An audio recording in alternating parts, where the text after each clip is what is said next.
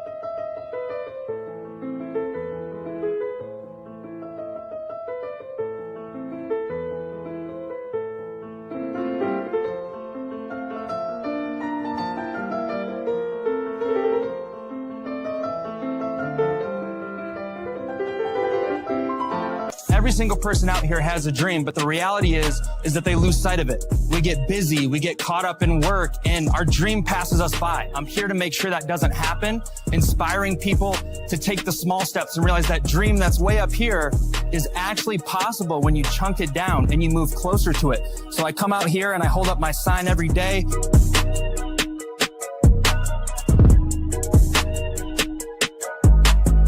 Hey guys, my name is Zach. I'm out here talking about dreams. I started doing signs that were motivational and inspirational. And then after weeks of doing that and 40, 50 signs, my friends online said, dude, I know you're missing these great conversations. We need to see what you're talking about with the people, not just a picture of your sign. So I got this GoPro right here. And now it's evolved to where I've become more clear about my life's mission, which is everything about dreams. The very first day I came out here, I'll be so honest with you, I was terrified. I was scared of what people think. I'd already spoken on stage. I was scared. I was like, what if people shut me down? What if people, hate on me? What if people cuss me out? The what if is what holds everybody back. What if they don't? I got to be transparent with you. I have butterflies right now. I know that's a very odd thing to say, but I'm actually excited about the future. The future is bright. The future is grand. And let me tell you something, however you look at the world, that's the way that you're going to live it. That's the way it's going to become real for you. And we have talk about the future being dystopian and all your jobs getting displaced. And today I am going to talk openly with you, paint this vision on how I see a bright, beautiful tomorrow, how the world can absolutely transform in the next 10 years, and how people like you and me can wiggle our way in, actually disrupt former billion-dollar industries that were out of our reach, because we're not a corporation. We're not a multi-billion-dollar XYZ. We're just a little guy. And that is what the future is bringing. That is what the adoption of some of this new technology is bringing, like AI, possibly robotics, different things here in the crypto space. All different places, it's getting segmented out, and industries are getting replaced. They're getting optimized. Things are going to get drastically cheaper in some way. The doors are going to open to much more people, which is why it's so important to be a visionary. And what I want to do here today, it's a little bit different than normal, is I want you to think and I want you to dream with me. Not just like, hey, look, you got Dreamcat here in the top right corner. Obviously, we're building the Dreamcat empire. Lots more updates about that too. Some new stuff with the website. You know what we're doing here. But really, the excitement here, this whole dream journey, is simultaneously chasing your dream, simultaneously becoming the greatest version you can be for yourself, for your life and your future. And that is on a path that I'm on, and I'm here with any dreamer who's willing to go on it with me. So thanks for tuning in. Matter of fact, we got a big shout out for the first person in the building is J-Dog in the building. Woot, woot. Dude, see all the love you're showing us this week. Appreciate it. See you dropping your thoughts about the future as well. I love it. I'm glad you're here. Thanks for sharing it out. If you guys haven't yet and you're not in the chat, my name is Zach Krupp. This is the Dream Talk podcast. We do it every Thursday talking about crypto, self-help, and personal development, and how you can merge it all together to not only pursue your dreams and make them come true, but be a part of this multi-billion-dollar empire build that we are boldly professing forward because we see the future and we know how we're a part of it. So shout out to J-Dog, first one in the building. El Gato Satoshi, meow, meow in the building. Again, man, love seeing you on X, super active. This is great because we're finding for anyone tuning in, what we're witnessing here is there's ebbs and flows. Crypto's getting a little bit exciting this week. Don't worry, we'll talk about it. It's getting exciting. It's going up. We're seeing things. But these are people who I've seen lately just showing up even before the wave, right? Locking in, seeing how they can become their best. And I just saw him pull up. Shout out to Coiny in the building. Big love, Coiny, showing love. Okay, guys, let's get into it. I'm a little bit excited. That's a lie. I'm a lot of bit excited. Let's get into it. You know what to expect, right? We do a quote of the day. We take a look at the chart. And also we have a giveaway. 30,000 dream can be yours. Simply go out there, show love. You got to be the MVP of the stream. We won't if there's a few MVPs, if there's a few people showing up, active, asking questions, engaging with the stream here at the end, sharing it out with friends, retweeting it, we'll enter your names and we'll pick one 30,000 dream winner. How great is that? You can learn and dream. Now, I digress. I've put it off too long. If you're brand new, you're like, I'm not listening to this guy. Tell me the good stuff. Let's start here. Before I even begin, we got to rewind. We got to set the stage for how the future has been changing and transforming. And we're going to do that by showing an example about a few candy companies. Okay, let me just go full tilt for you so you can catch this. The first company we're going to highlight is Joyride. And what I'm looking at here is how changes in technology, changes in distribution channels, changes in social media and how things are marketed. Before, you had to have an agent, right? You had to have some big social media industry pushing you. Now it only takes just one really good TikTok, just one to blow up, 10 million followers, and now you're the voice. And now the brands want to give you money.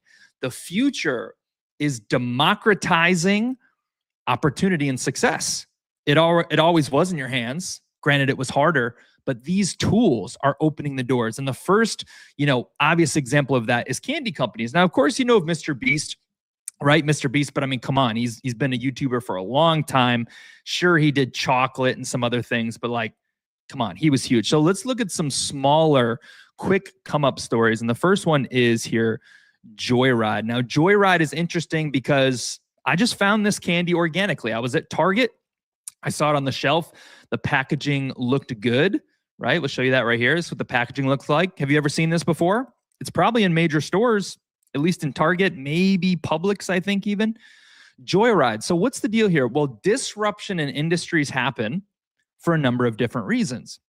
One of those reasons is, at least in the candy industry, it was pure garbage, legitimate poison, legitimate cancer-causing ingredients in your candy. Don't sue me. If you use an app, you can look it up, like red dye number 40 literally gives you disease, right? That's in all the mainstream candy. So it's unhealthy. It's super high in unnatural stuff like high fructose corn syrup, lots of sugar, maybe super fat. And they said, how can we, it's junk. And not only that, but they're getting cheaper on us. Like Reese's has taken away peanut butter. Hershey's isn't using real chocolate. I gotta look that one up. I don't want to get sued. I'm pretty sure that they're one of the people. Okay, I will say I believe that I heard. You'll have to fact check me on that one. But these major candy companies, for sure Reese's, are swapping out their OG recipes, their OG formulas that you fell in love with, and making a little trade for cheaper ingredients, low quality ingredients that change not just the taste, but they change the nutritional value, everything. Now, you don't eat candy for nutritional value, but these guys at Joyride said, you know what? I see the problem here. Like, it doesn't even taste that good. So they made a low, here's the guy right here too. This is what's going to make you dream. This kid's like, I don't know, 20 something. This is the guy. This isn't Hershey's. This isn't Reese's. I mean, Nestle. This isn't a conglomerate. This is a kid who has a YouTube and has discovered Facebook ads, right? And those are some of the big tools of the previous decades. Like, you're not going to start, you can still blow up on YouTube, but the future is much more crowded if you're becoming a YouTuber today. The future is much more crowded if you're trying to make your first million on Facebook ads. People got it down. People know what's good. And that's why we're talking about vision for the future and the untapped opportunities. But anyway, these guys at Joyride, he made it low sugar. Let's see, 80% less sugar, naturally flavored, cool packaging, and like the 4 grams of sugar, right? Huge difference. No junk, amazing taste.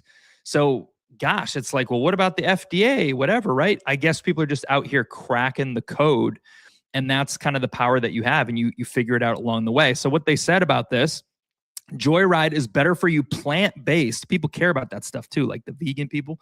Plant-based, founded in 2022. He was already bought out. Let's make sure I'm right. Joyride acquisition. I'm pretty sure in like 2 years, he sold his company to a major Joyride Candy. I didn't have this detail. Has not been acquired. Okay, so he still owns it. He still owns it. He's blowing up. He raised $30 million in 2025 because he got proof of concept. He used guerrilla marketing online to get in the game, but this was made in 2022. Nestle, Reese's, and all them, years and years. 2022. Few YouTubers rolled it out. Okay. Again, I'm talking about candy. You're like, well, maybe he's just a one-off. How about these guys right here? Smart Sweets. Have you seen them?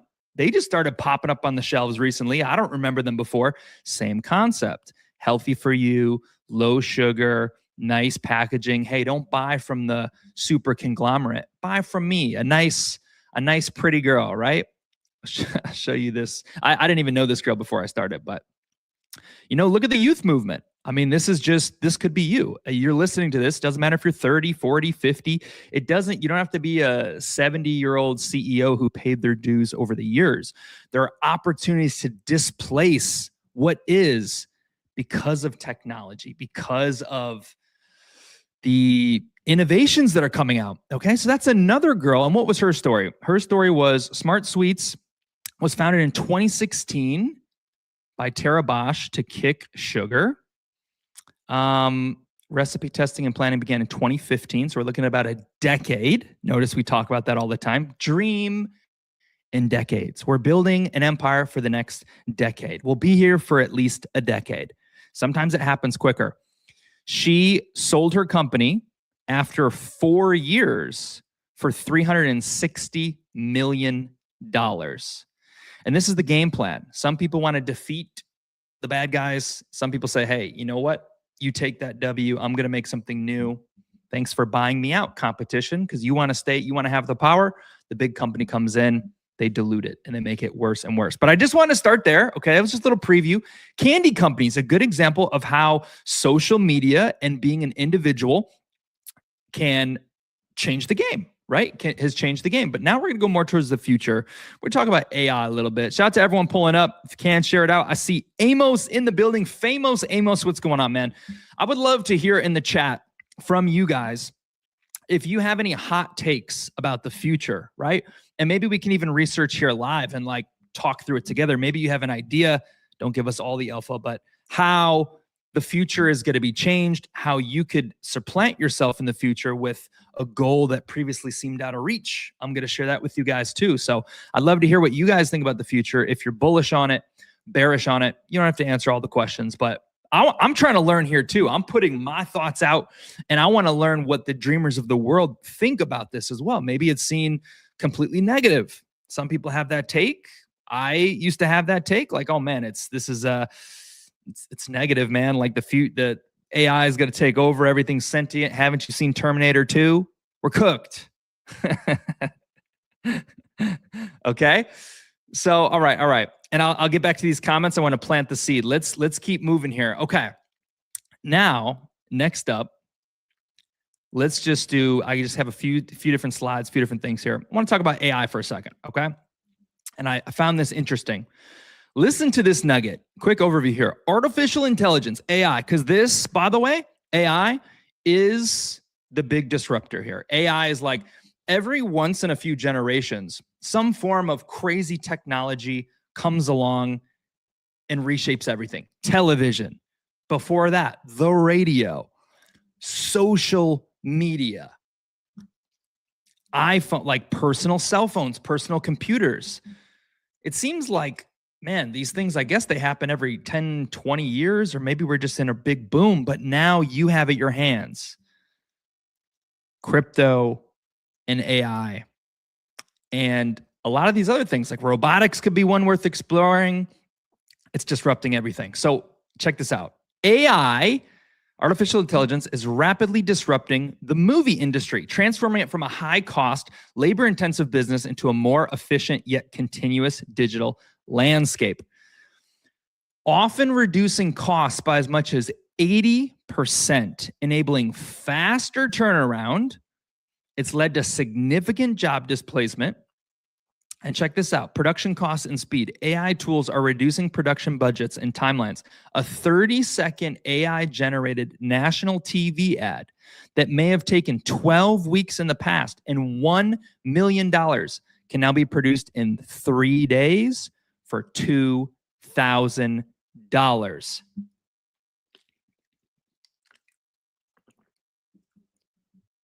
Insane. Absolutely insane. I see you, Amos. Thanks for sharing out, bro. I think you're going to be in the MVP. Tagging 2 friends, inviting people, re-quote tweeting the stream. I just retweeted you. Let's get some more people in here. More people here. Tag some dreamers. You know, where's the dreamers that you want to see? Tag the OGs. Okay, so on this note, TV industry. This was a realization I had a few months ago. I do have interest in the future in actually making movies. It's not because it's my passion. It's because I see it as a necessity. If we want to talk big about, the DreamCat mission, since this is the Dream Talk podcast, something that's really keeping me up or getting me excited is looking at distribution models. And I talked a few weeks about Walt Disney and going to the museum and seeing how Walt Disney, when he made Disneyland, when he made Mickey Mouse a hit, he capitalized on each new early innovation and he adopted it right away. That's worth noting because the future seems scary. AI seems kind of scary. I think some of the concerns are valid, but every visionary thus far has been an early mover on the future. And that's kind of tough because we're like, man, I mean, I know we're not speaking to some, some tapped in aware people in here, right? Like that could just mean that whatever the Matrix pushes out, we're just going to accept then because like they control everything. That's kind of bleak, right? Oh, they just say we're going to have this new world order and we just got to do it because it's the future. I guess you have to mull it over. You have to think about how that's going to affect things. Sir C, welcome, man. Welcome, man. You said you were going to pull up here to talk about the future. I'm good to see you. Some Ninja Cat gang in here. Love it, love it, love it. Thanks for tuning in and let us know, man. How do you see the future evolving? How do you see yourself positioning yourself in the future? Feel free to listen in for a while and see where we're at. So just on this topic of movies, I had the interest. I think eventually, if you wonder, how can something like DreamCat get so big? Dogecoin got very, very big, but it doesn't have any emotional attachment to it. Dogecoin is liked. It's tied directly to making money. The dog, I mean, sure, there's like memes, but it's pretty simple, right? Whereas if you look at something like Mickey Mouse, the magic of Mickey Mouse, I studied this from Walt himself, was building a personality, an individual identity, not just a mouse. No, Mickey Mouse became relatable, humanized through personality, emotion, character, all of these things. And that is what connects individuals on a deeper way, right? Oh man, I can really relate. Like whether it's going for a laugh, whether it's something that's personable in life and there's just a little spin on it. Powerful. So movies used to cost hundreds of millions of dollars. You're out of the reach. Now, could it be possible 10 years from now, 15 years from now, 20 years from now that you could, if your dream, we're talking the dreamers of the world, how the future can shape things. If your dream has been to, man, I want to make a Hollywood hit movie, but how am I ever going to get $200 million? How am I ever going to get connections? You can tap in now. If movie is your dream, making a movie, there was protein drinks, healthy cookie company. We're going to talk about it. If that's your dream, find the people right now who are at the edge of AI videography, right? The people who are crafting this, experimenting, because these are people potentially who you could say, hey, look, because of all the leverage and everything, I know a lot about massive action plans. I know a lot about marketing. You have these movie skills. I can't promise to pay you, huge money right here, but I will give you a cut, right? If we can build this movie, invest our time, take this risk, which is what all dreams are built on. Having a vision, taking a risk. If we can take part in this movie, man, if this everything over $1 million our cost, I'm going to give you like 10%, right? And through online distributions, through making memes out of your movie, what about a movie? Think about this. What about a movie that leverages some of the biggest meme coin communities in the world? Just a random idea that came to my head.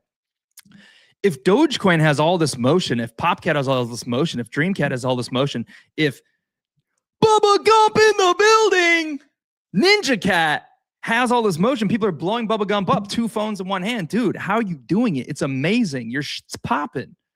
If all of these are blowing up, then how strategic would it be to add in, with permission, a double leveraged play? We want to add your meme coin to our movie, no cost, don't charge us, but we'll give you distribution because we think it could be big. And now you look at the power and the avenue of outlets of marketing and distribution through a meme coin channel. We have telegrams, right? This is why I still like Telegram, Bubba Gump, because X and Instagram is only going to show 15% of your stuff to people. You do have X groups as well, but Telegram doesn't discriminate up to, I don't know what it is, 30,000, 50,000, 100,000. With post notifications, if they're all on, 100,000 people can instantly see your message at once. Full visibility. Extreme power. I mean, surely someone out there can see that. Movies, guys, movies. I think that's going to be huge. Okay, let's hit a few of the comments because I asked, what ways do you think you could leverage the future potentially to make your dream? So I love to hear about this. I didn't know. JDog, potentially a healthy cookie company could be something for you. Dude, I'll tell you what. Let's talk about this idea for a second. I like this idea. You know why? Because crumble cookies blew up. I'm sorry if you like crumble cookies. I had them once at a wedding. First time I tried them. Of course, they do taste good. I'm not the person who says, oh, sugar bad, fat bad. I don't care. Give me cane sugar. Give me fat. I'm going to be fit. But when you're putting ingredients in there that actually cause disease, like when you're cooking with things that cause heart attacks, when you're using certain seed oils that have very negative benefits, that's crazy. That's literally the Matrix. That's literally poison.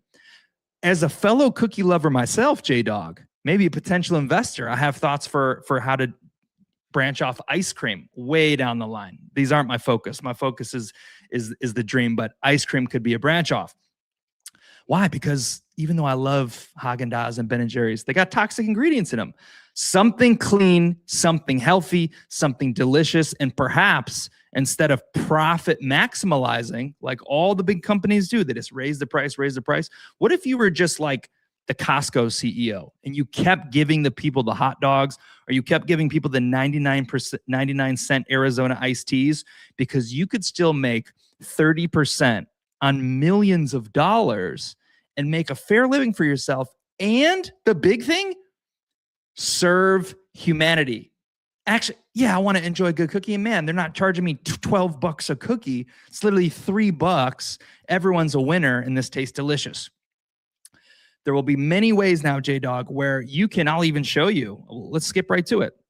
How Now with AI and imagery, you used to say, but man, where am I going to start with my healthy cookie company? I got to get a menu designer. I got to get a logo. I got to get, this or that. I got to figure out, how do you even start a cookie company? Oh, ChatGPT. Can I tell you how much I've been learning about that? I've put my biggest dream through ChatGPT, giving me insights, incredible insights on how to plan that I never would have had unless, I know an insider. So look, let me show you this. This is just an example here about the evolving power of AI, right? Check this out. This image here, since we're all dreaming, this image, look how bad it is. Do you know that in the beginning, this was something that I was very excited about and proud about? This is how fast technology is changing. And the thing that you should know about Dreamcat, since this is the Dreamcat community, is we are going to evolve and evolve and evolve. I like what J-Dog says. He says he's looking for communities, people who are building something for the future. They have the vision, they're here for the long term, and they're painting a dream. Technology that we have available with the limited amount of resources of the OG believers that we have, we've been able to put pieces together. We've been able to do certain things, but just understand that as it gets better and better, as you get your one break, your next break, when there's a true vision, something that can really drive up attention, price, universal interests like dreams and making them come true, attached to that outcome. That's my thought as an investor anyway. So this image was in the beginning. This first image was made with AI. I cropped it with a background thing. I went in Canva. I made this font. I made this font in Canva. I had to do that. And this is what AI did in 30 seconds today. How can you compete? Now, this is where things get interesting. This is where we get into a dynamic conversation, because this is freaking incredible. I mean, you got I don't need to hire an editor anymore. Like, I don't need to hire a visual designer. I actually will for like a more formalized thing. But on social media content, this is crazy. This is why there's so many devs, because you can do this. You can leverage attention, even as a scam, and just make 100 images like this. I can see why people are cooking you over and over, repeating. It's so easy.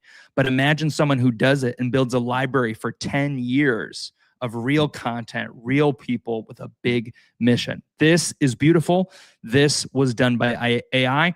And now when you talk about this, you can see some of the issues that we have to evaluate, right? Well, maybe we should pump the brakes on this AI stuff. Maybe we shouldn't be overly excited, because what if I lose my job? I'm a graphic designer.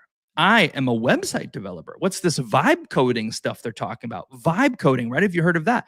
I got a buddy. I'm going to plug him. Zach Babiars. Zach Babiars. If you are interested in learning about vibe coding, this is someone who I knew long time now. Check him out, Zach Babiars, on YouTube. He's been, same thing, using the thumbnails, using video optimization. He got like 7K new subs on YouTube in the last 2 months. I'm aware of this. I'm going to follow along. I said, man, don't leave without me, bro. If you can do that, surely I can do it too. You just got to lock in and figure it out. So Zach Babiars, he's talking about the future of vibe coding. He's doing seminars. He's speaking on it. He's attached himself to the tech in the future. Okay, now, but there's risks here. Displacement. Okay, yes, it can go either way. What are your skills that you offer? What is your job that you currently do? It could be, Elon talks about what?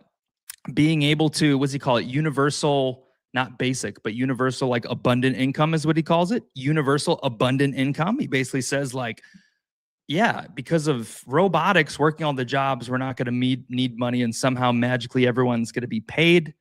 I don't know if I believe in that. Maybe it's just selling the dream, and it's going to be a dystopian world like we see in some of the movies. I really don't know for sure, but I do know that if you as a dreamer, dreamers aren't victims. Dreamers aren't victims. The future changes. Some skills go out of style. As a dreamer, you must adopt, grow, evolve. You could be fearful about your current skills, or you can increase your skill set. You have a job, you have kids, you have responsibilities. Yes, but you also have 2 hours each night combined if you combine all the time you waste. Okay? If you're here, I mean, come on, you're not wasting time. You're learning about the future. But for someone who's hearing this for the first time and saying, damn, I do watch, 2 episodes of The Simpsons every single night. That 1 hour could be 1 hour of research and getting ahead and learning about new tech, preparing myself, positioning myself. And the big thing I'm going to get to is, like Bubba said, man, I didn't even think about that with movies. And dude, I don't know if it's still at the forefront, but you talked about the vision for like Ninja Cat and comics and things. And, you had designers. I hate to say it for the comic designer, maybe you want to keep it original, but with how fast things are changing, you could probably realistically explore if there's a certain AI where you can leverage AIs, right? Like Satoshi knows he's got all the different tools out here. Claude, Gemini, Perplexity. These are all a few you're using. I know Claude is big. I haven't touched the other two. I'll have to look into those. I'm super hot on ChatGPT and Grok for independent reasons. They're both good at different things. But perhaps it's possible to like have ChatGPT, okay, write me, I don't know, the first chapter of my comic. Write me one 30-page comic, predominantly with pictures. Write me the script. It shoots all that out. Then you like repackage it into something else. And you go over there to get the pictures. Give me comic pictures. Here's a reference picture of a Garfield comic or something, right? And then put it all together. And you could really make that. You could spit those out. You could do comic of the week. Think about it. You love comics. This is like some Gary Vee shit right here. You love comics. Literally, what if you just built a brand around debuting a new comic each week? The long game, a decade of your life. A decade of your life. That's what I'm doing right here, right now, by the way, with Dreamcat. Crypto is a huge part of the future. I see it. I'm here. I want to build the empire with the vehicle of meme coins. I'm going to start making content about it. I see it. I think I'm the first one to see it in this light. Early vision, a choice, a risk. But imagine if you say you hate what you do. I've talked about this before. Man, the world seems hopeless. People always say, I don't want to choose money. I don't want to choose riches because then I wouldn't have family. And I said, is there a possibility where you could have both potentially, where it can exist to have family time and money? Is it just a lie that it's one or the other? If this is possible, then the limitations that you think are set on yourself are only because of the alignment and the framework that you're in. Yes, you are financially limited because you're already working 50 hours in the factory. How could you possibly work 60? That's the problem with the 9-to-5. It's not scalable. You only have so much time. So the way to, if you really want to dream, if you hate what you do, I'm about passion, purpose, and achieving dreams. Everyone's here for money in Web3 and crypto, but what about our dreams, guys? This is your only life, right? You came here to learn things. You came here to evolve, to achieve these things. Well, could you identify a trend? Position yourself for the next decade. And the comic idea, I'm going to start a new YouTube channel and I'm going to make an Instagram. I'm going to post a reel, a YouTube video, and I'm going to make an original comic for free through ChatGPT and Grok or Claude or whatever. You make a comic and you debut it each week, every week, live.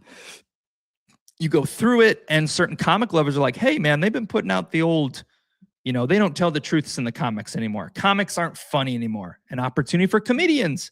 Comedians got woke. Things stopped being funny. What an opportunity to be online and actually be funny, not be afraid to be canceled or controversial. Because of the shifting society, there is huge opportunities everywhere. Now, if one of these aligns with your passion, think about positioning yourself for the next decade and figuring it out along the way. Your first comic is going to suck, okay? Your first comic's going to suck. This, in hindsight, sucks. It's a little bit embarrassing. Damn, like who would want... People believed in this. And by the way, when you want to talk about hype and motion, when you look at Dreamcat at a 56K market cap right now, this is the product that went to 735K. This is the product that went to 735K. It got a little bit better before then. We're better than we've ever been. You got to string it all together. Community is important. We don't have a lot of community intention right now. I'm just building the pieces. We haven't fostered the community, but we know we can.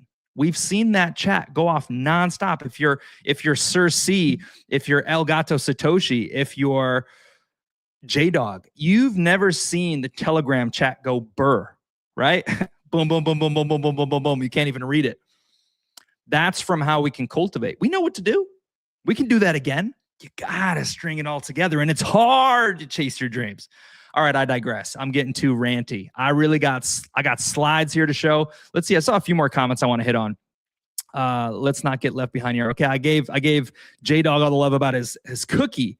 I'm about to cancel my Canva subscription. Maybe the play is to short Canva stock. Okay, interesting.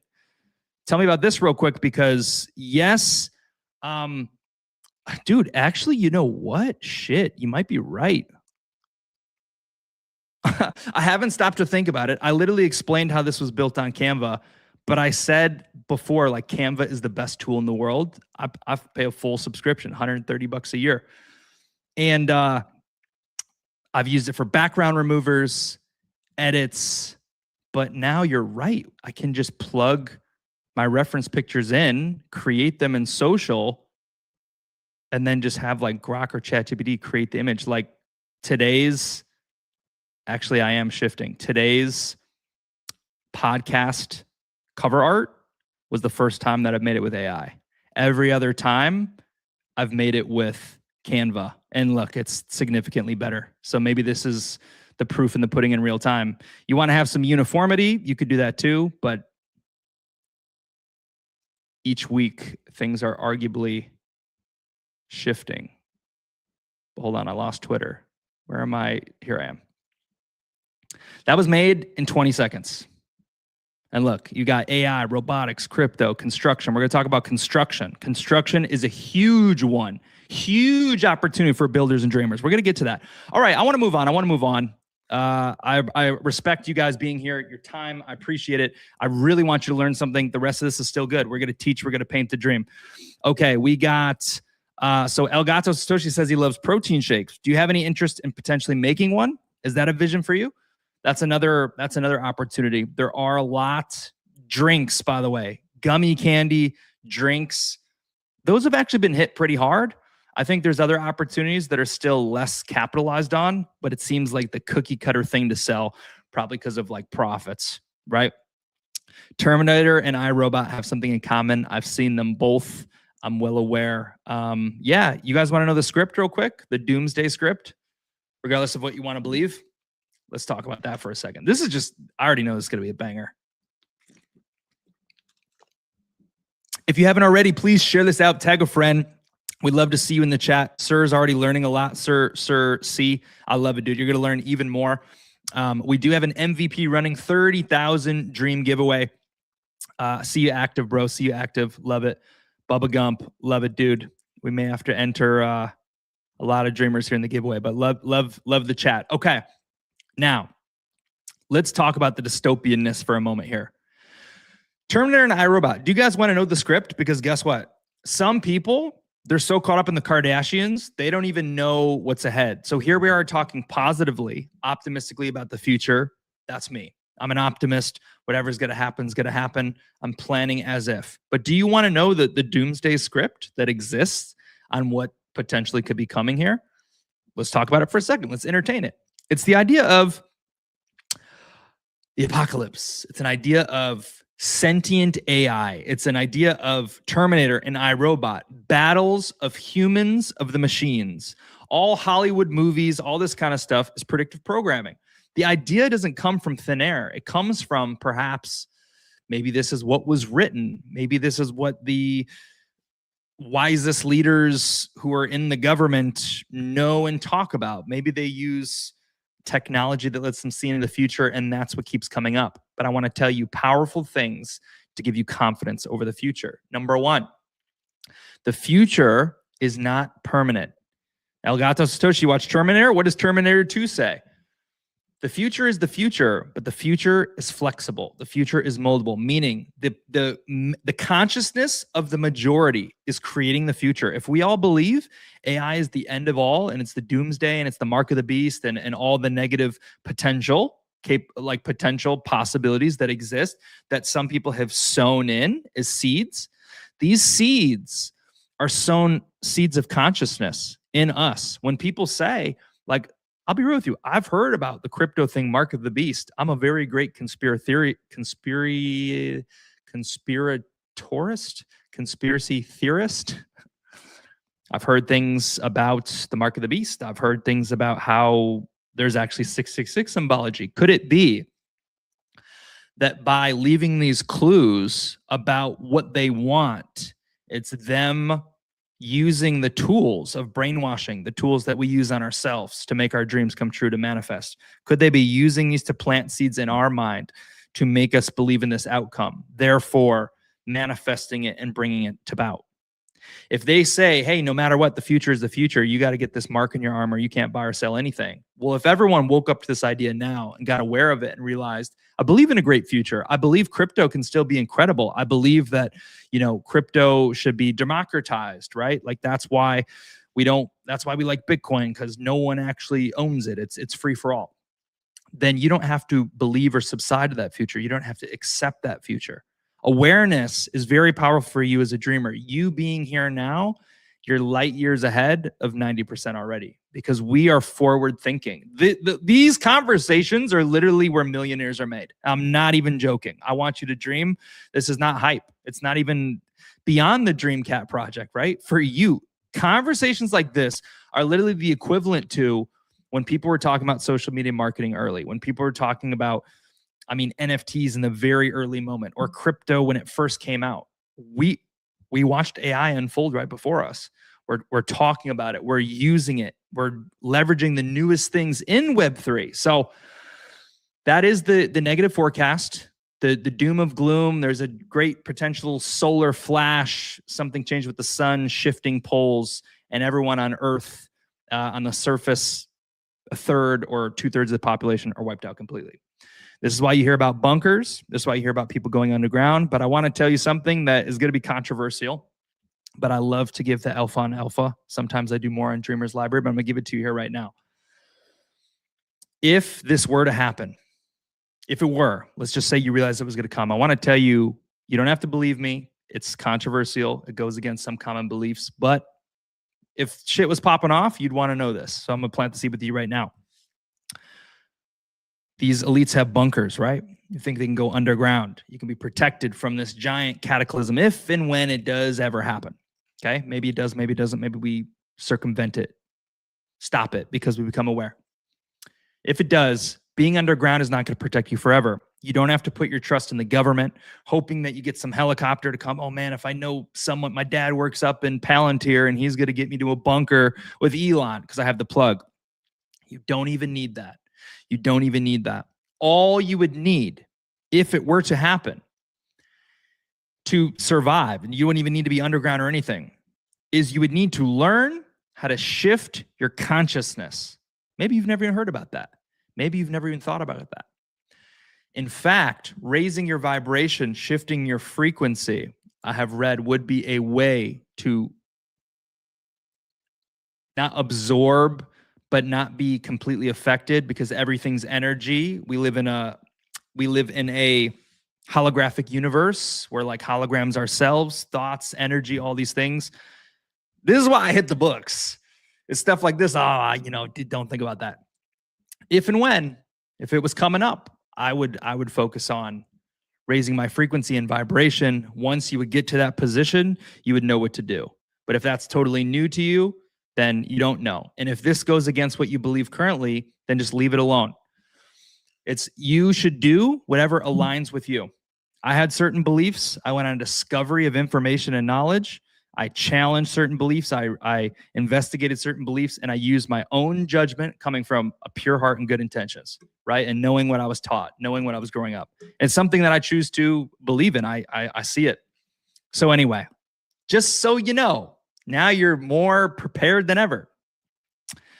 Let's see what else we got here. Comments, and then we're back in. We got more things to show with you. I want to talk about construction. I want to talk about, we got Dreamcat updates. Did I take a picture of a UFO today outside? Well, I have my picture live, and I want to show it to you. Okay, we got some good stuff here. Stick with us.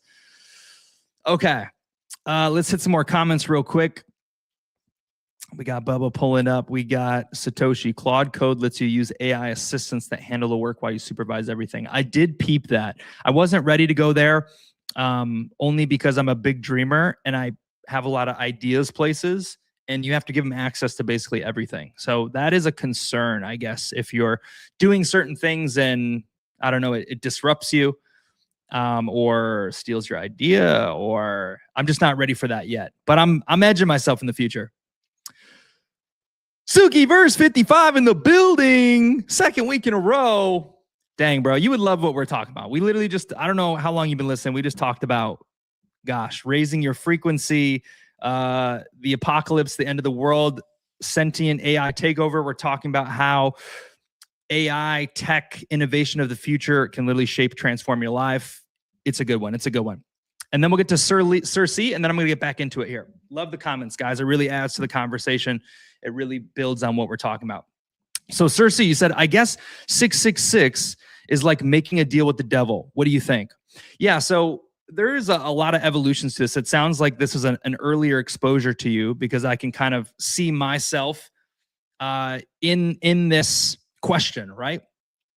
You don't know what you don't know. I don't want to describe it all, but I've gone down that thing. I found out how the whole world is fake, right? A lot of people are, Satanists are running the music industry in Hollywood, and then you begin to see the signs, right? And you see the secret signs, you see the secret symbols, and you become aware, and you say, oh, wow, there's a lot of duality in the world. There's a lot of evil. There's a lot of good. It seems like a good versus evil, and that's kind of a thought that you believe on. And then once you get past that, your thoughts evolve again. You say, oh, wow, like there is no good without evil, and something can open you up to something negative, but you have to learn to shape yourself in a way where you're only aligned with the positive. 666 is symbology aligned with representing of, yes, Lucifer or Satanism, and it's a symbol. And I know a ton about this, like deep, but I don't even think it makes sense to say it. I'm not sure it's ready to be received, but yes, in essence, that's what it is. And there are signs in crypto communities where there are connections to them that make you think that crypto was designed for a negative purpose, which potentially it could be. But you can use everything in a way. If XRP is to enslave the world and in the mark of the beast, but I was an early investor and I put money into it, my whole life savings, 100K into that, $1 million into that, and I turned it into $3 billion. I am a good-natured person. With that $3 billion, could I arguably not change the world? Could I arguably not do something so impactful that shifts so many minds to goodness or to their dreams or living up to their highest potential or knowing that love is the greatest frequency, right? So yeah, that's a little bit about it. These are things that are worth exploring, right? Things to know about the world and how it works, and it helps you shape your opinions on moving, growing, creating. I'll tell you one last thing, and then we'll actually move on. Interesting. So what do you know? Oh, this could get too deep. So, okay, Bubba, 666 is a triangular number, depends on what you see it for. So maybe you have positive thoughts on this. Do you have positive thoughts of the triangle? Because this could open a whole new, like, triangle, Illuminati. Even what I learned today about the Freemasonry symbol, right? I know Cody's into that stuff. Well, a lot of things are inverted. Okay, I'll give you one more piece of alpha. Here's the biggest thing I've learned, is that some things that are seen as negative, the signs don't matter. The 666, the devil horns, the above and below, the two hand, the signs don't actually matter. The only reason they matter is because you perceive them as negative. And so they make you feel something negative or associate negative. Something that I learned that's crazy is a lot of the right things in the world, the secrets of the world, are hidden through inversion. So for example, if you are a super traditional Christian, which this is how I grew up. I respect whatever religion you are, cool. Whatever you believe, awesome. We hit every scope. It's an example here. If you are a super traditional Christian and you see that, you are, but based on everything you know, you're going to steer clear of everything that even shows you that. And of course, because you're a good person, you're not evil. You're not with this evil going on in the world. And I don't entertain that. However, what I have found is the perfect play is to set traps in the sense that if they want to ward you away or keep you away from an idea or an exploration and you just want nothing to do with it, that is the perfect way to hide truth or essentially secrets of the universe. And symbology, when Bubba's talking about symbology, if we're talking about sacred geometry, oh, that's everything. That's what I'm finding is like things that you think nothing of. You're just like, oh, that's, I don't know. Oh, their logo is just a cube. Their logo is just a sphere because it is. Oh, they use the number 7 just because they like 7. Oh, like, 42 was because of this. And like, oh, that's probably just random that all their logos, there's the pine cone. I see the pine cone everywhere I look. Why does everyone have the pine cone? Why does the Pope have the pine cone? How come when I go to like old ancient buildings, there's always like the pine cone? What? Everything is symbolic. And some things are in plain sight, you think nothing of, and they have deep, deep meaning. And some things are hidden from you because they're inversed. 666 could be one of those things. But I'll tell you, I'm not with the evil stuff. Evil is evil, spade is a spade. But I'm just telling you, I'm not for it. But I have uncovered. That's kind of like a real-time exploration of a mind blower. You can imagine how blown my mind's been. Okay. Comments I love it. I love when the comments are hot. We are promise we're going to come back to them. I'll talk about them all night long. If this is interesting to you and it gives you some alpha, I will talk about it all night long. Okay. We're going to come back to those. Next, I want to go to, I think I'm going to shift to construction. Let's talk about construction. I want to tell you I might sneeze here in a minute. I want to tell you about the next discovery I had recently that kind of inspired this conversation. I'm going to go to Grok. Shout out to J-Dog, Jada. Grok is one of my favorites. You guys let me know at the end if you want to know my biggest hack for utilizing secret information out of Grok. Let me know. If you're interested in that, I'll share it. Okay. So here is where my recent thought came from. I just got to get back to the thread. I have like hundreds of threads on Grok. You take an idea, you don't Google it, you usually Grok it. Okay, I had it before I started and X closed it. Don't worry, it's close. There is a thread here about construction and the innovation, and I looked something up and I have to read you these numbers, especially if you're a construction worker, or this is my big point here. We're getting to a big point. So I'll read you some of these. Simulation theory, frontier shutting down, shipwrecks and rare artifacts, researching Coca-Cola. Okay, we're getting closer. Masonic tattoo symbolism. Okay, we're getting there. Aha. Shoot, did I lose this thing? I had it open before I started the stream. I'm sorry, I wish I could just pause this. I may just have to go off memory. I had all the stats. Was it in Dreamcat or my other one? All right, I'm gonna look for like another minute and then I'm just gonna have to move on if I can't find it.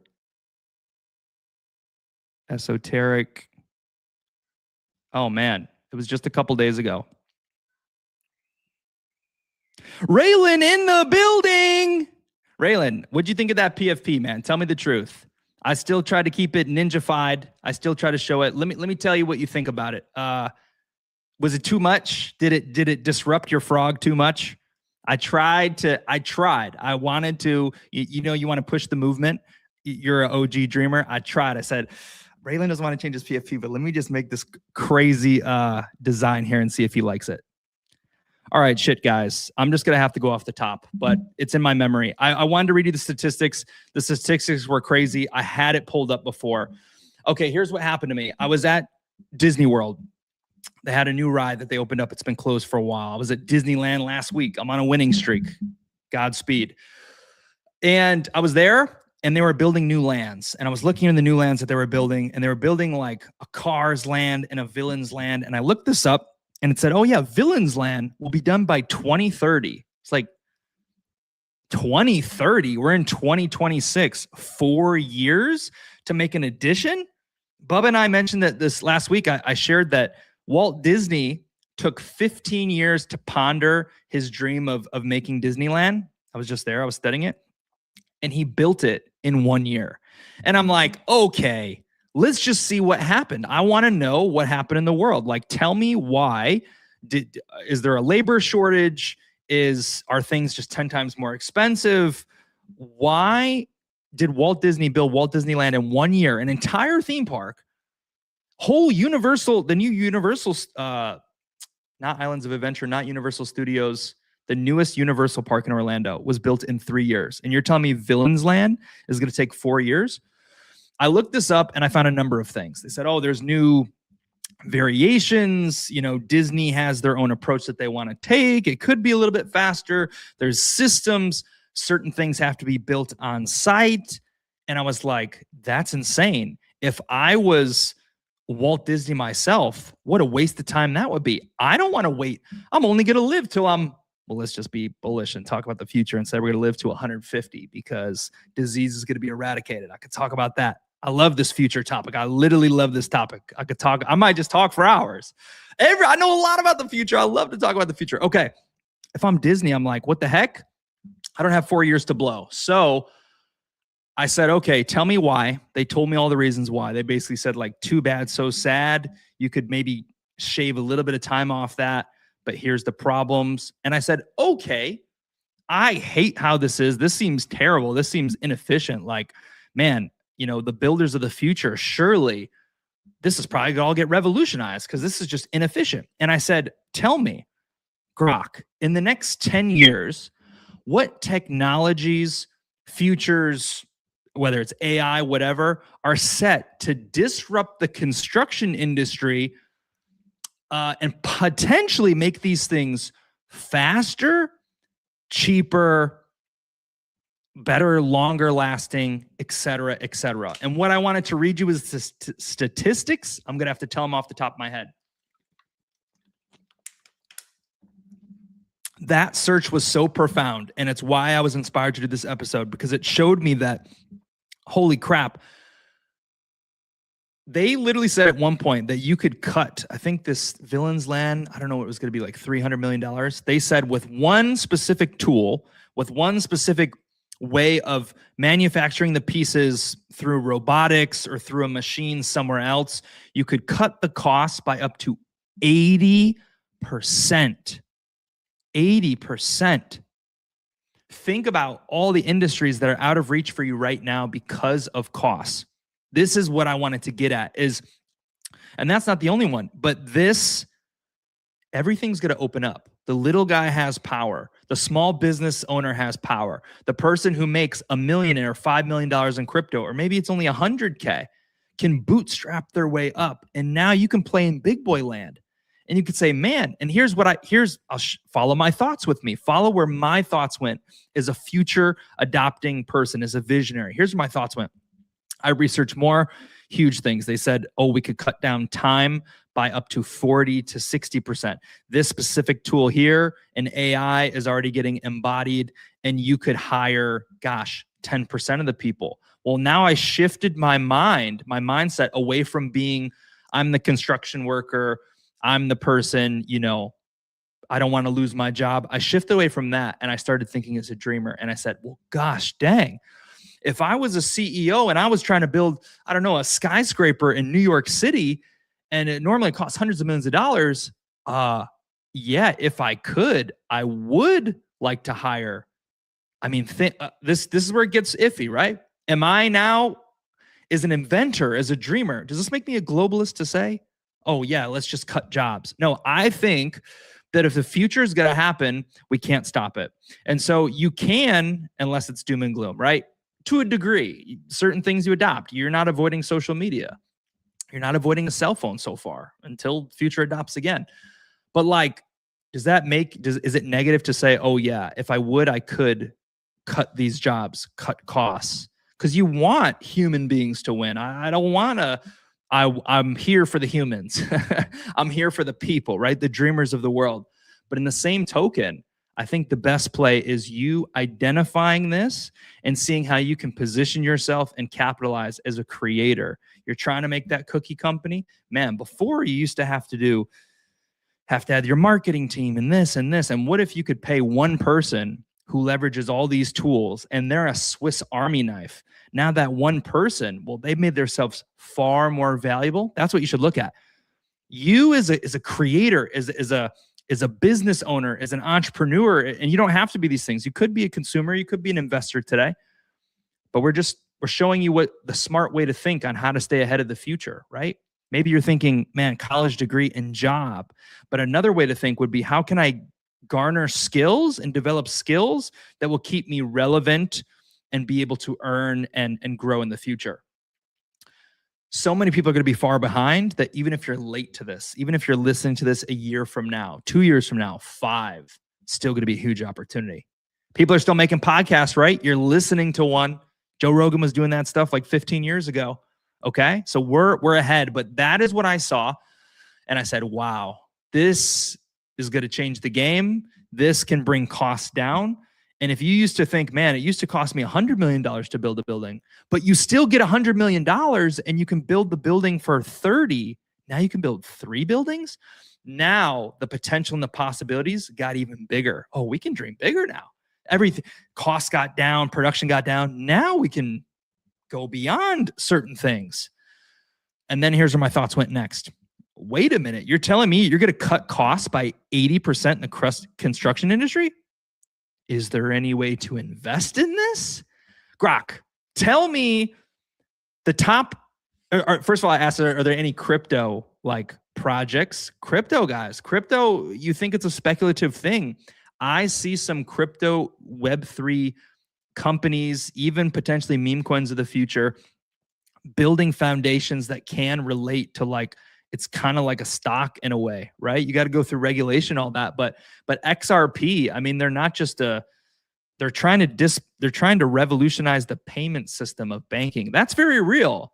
It's kind of like betting on a like that's a real thing. So I said, okay, tell me about crypto companies. There's none so far. They talk about RWAs, real world assets. Okay, tell me about stocks. What companies are on the front line? Can you invest in them?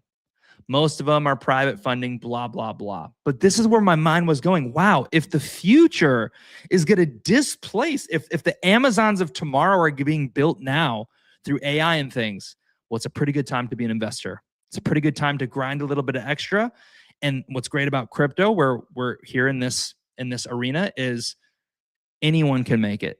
If you have $10 to invest, if you have 10 cents to invest, you can DCA today. You can get a micro share of something by being a believer. This is why I'm all gung-ho. This is why I'm stoked. Like, wow. And now think about the excuses people make, the victim mentality. Oh, you don't understand my situation. I grew up poor. Oh, you don't understand my situation. No one was able to pay for my college. I don't live in America. I live here. When education is accessible by all, you choose what frequency to tune into, but it's out there. The videos, YouTube, you are watching this on internet. How much, and let's be real, I look up sports, I look up box scores, I looked up the Chicago Bears NFL draft. Still good to be a human. You don't want to be a full machine, right? You want to enjoy life to a degree, but how much junk gets in your mind? How much junk do you spend your time on? And could you use these exact same tools to shift your focus and focus on something that can give you a bright future? I say the answer is yes. Books, movies, libraries are incredible. I'm going to do some research at a library 2 weeks from now. This is like another synchronicity if you knew what I was researching. I'm literally going to spend 3 days researching at a library. Like, life is just amazing. Like, I love being alive. Anyway. Okay, we still have a few more things to share. That was the theme park thought that sparked it for me. And oh man, the comments are blowing up. We gotta, let's see. I think we gotta hit some of these comments here because I love the energy you guys are giving to me and I want to give it back to you. Okay, we got Sukiverse holding it down with us. He said, yes, sir. Money can be used for good. If you guys don't know, what's the word? Not humble. It's selfish. It's shameless plug. Check out Suki. These guys in the community. I'm one of these guys, by the way. I'm a dev, but like, I'm invested in this project as well. They believe, they're on the ups and ups, seeing how Roaring Kitty, the Roaring Kitty, is potentially attached to this project. Very convincing, very interesting, a lot of cool stuff to look into. So yes, I love your thoughts on money, good or bad, you choose how to use it. The foundation of the universe is mathematics. Boom. And geometry, math, numbers. Yes, everything's built on it. The earth was created based on geometry. That's crazy. I remember being in school and saying, this is why you got to go through life and maturity. Mom, you know, I have a D in geometry because I'm never going to use this in my future. I'm not a construction worker. I'm not going to do angles. I'm a dreamer, Mom. Boy, was I wrong. I read about geometry today. Foundation of the universe. Man. All right, let's see what else we got. Sir C, glad to know that, but why do they use it for symbols for the devil, Bubba? Glad to know that, but why do they use it? Man, Bubba, Bubba's answering the questions. Okay, cool. This is what I like to see. All right, from a mathematical point, 666 is not biblical. The 6 is the imperfection. The 7 is perfection. There's so many ways. Bubba, are you secret-based? Why don't you pull up to Orlando? Let's talk again about cool stuff. Like, interesting. Yeah. All the numbers, by the way, a lot of things that you see as negative, the inspiration for the numbers came based on like universal stuff. Let's see if I can give you one more crazy bomb I learned about the 12 disciples. Okay, this is something I guarantee you've never heard anywhere. Dropping for the first time, unless you read the same book I read. Check this out. Did you know, okay, we're talking about creation here. It's getting a little weird. We talk about, you know, how the babies are made. Just bear with me. Did you know it's commonly believed that in order for a baby to be born, all the sperm go to the woman's egg or whatever, right? And the first sperm that makes it is the baby. Let me tell you what I learned that's crazy, and how numbers and all this stuff is like sacred and aligns. Did you know that it's not just one? In order for the one to be chosen, it has to be the correct key. It has to be aligned properly. There has to be 10 to 13 other sperm present in the ecosphere of this egg in order for the one to enter. 10 to 13. Like, who knew? Like, and this, I guess, is like new science, you could say. It's maybe not popularized in the books, but it's been talked about. You could look this up. So it actually takes 12 to 13 sperm, 10 to 13 sperm to get there. And then he compared it and he said, perhaps that's why Jesus went out and sought 12 disciples, because the 12 was meaningful in the essence that he couldn't have done what he did without the 12 because of something beyond our own comprehension and understanding on a deeper level, right? Jesus was moving and shaking things. I don't care what you believe. He absolutely historically happened and did crazy things here on earth. So I was like, whoa. I mean, you could say 12, but you told me it was 10 to 13. It's things like that. I found a dozen of those. 12. I found literally a bunch of examples in that way, how the numbers were so relevant. So awesome. We're learning. I do have some designs on the sunglasses. Okay. If we can, we did the PFP revolution. If we can find one for you, cool. We have the AI tools. If you dream up what you want to look like, tell me and I'll try. Because look, man, you're a cool frog. You're obviously Ninja Cat love. You got love for your OG project. But what do you call yourself? You call yourself a dreamer, right, Raylan? This is your biggest bag. You dream with us. You show up here every week. We gotta push out the dream. We gotta dreamify you somehow, bro. We gotta dreamify you. The future is waiting on it. Robin in the building. Robin Hood Rich. Back in the building. 3rd week in a row. Man, love to see you, dude. This has been a crazy conversation. We're talking about the future. A book recommendation. Have you read Brave New World by Aldous Huxley? I have not read that book. Brave New World by Aldous Huxley. What is it entailing? Is it talking about the future? Is it talking about Antarctica ventures? Good stuff, man. Good stuff. Bubba Gump, the legend. All right, fam. We'll see you. Thanks for popping in, dude. I love just when I see a comment, it actually makes my day. So thanks so much just for popping. I got to remember that. I got to pop in and comment with some people. Okay. All right, let's move forward. Okay, we still got some good stuff to share here.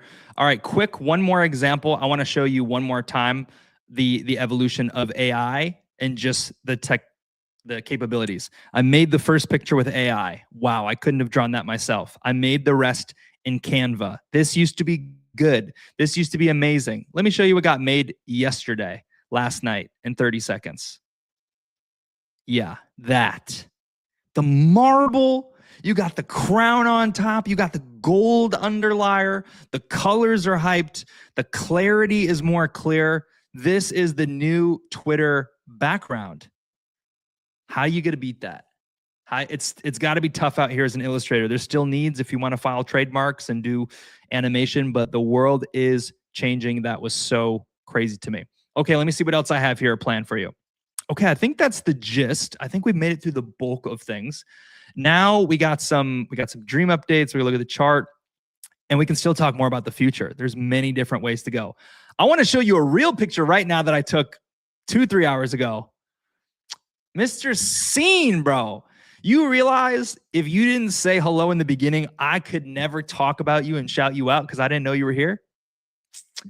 Let us know you're here, brother. Let us know in the beginning so we can be fueled up and give you the sauce so I can talk about Australia or India or something cool. Love to have you here, dude. Glad you're learning.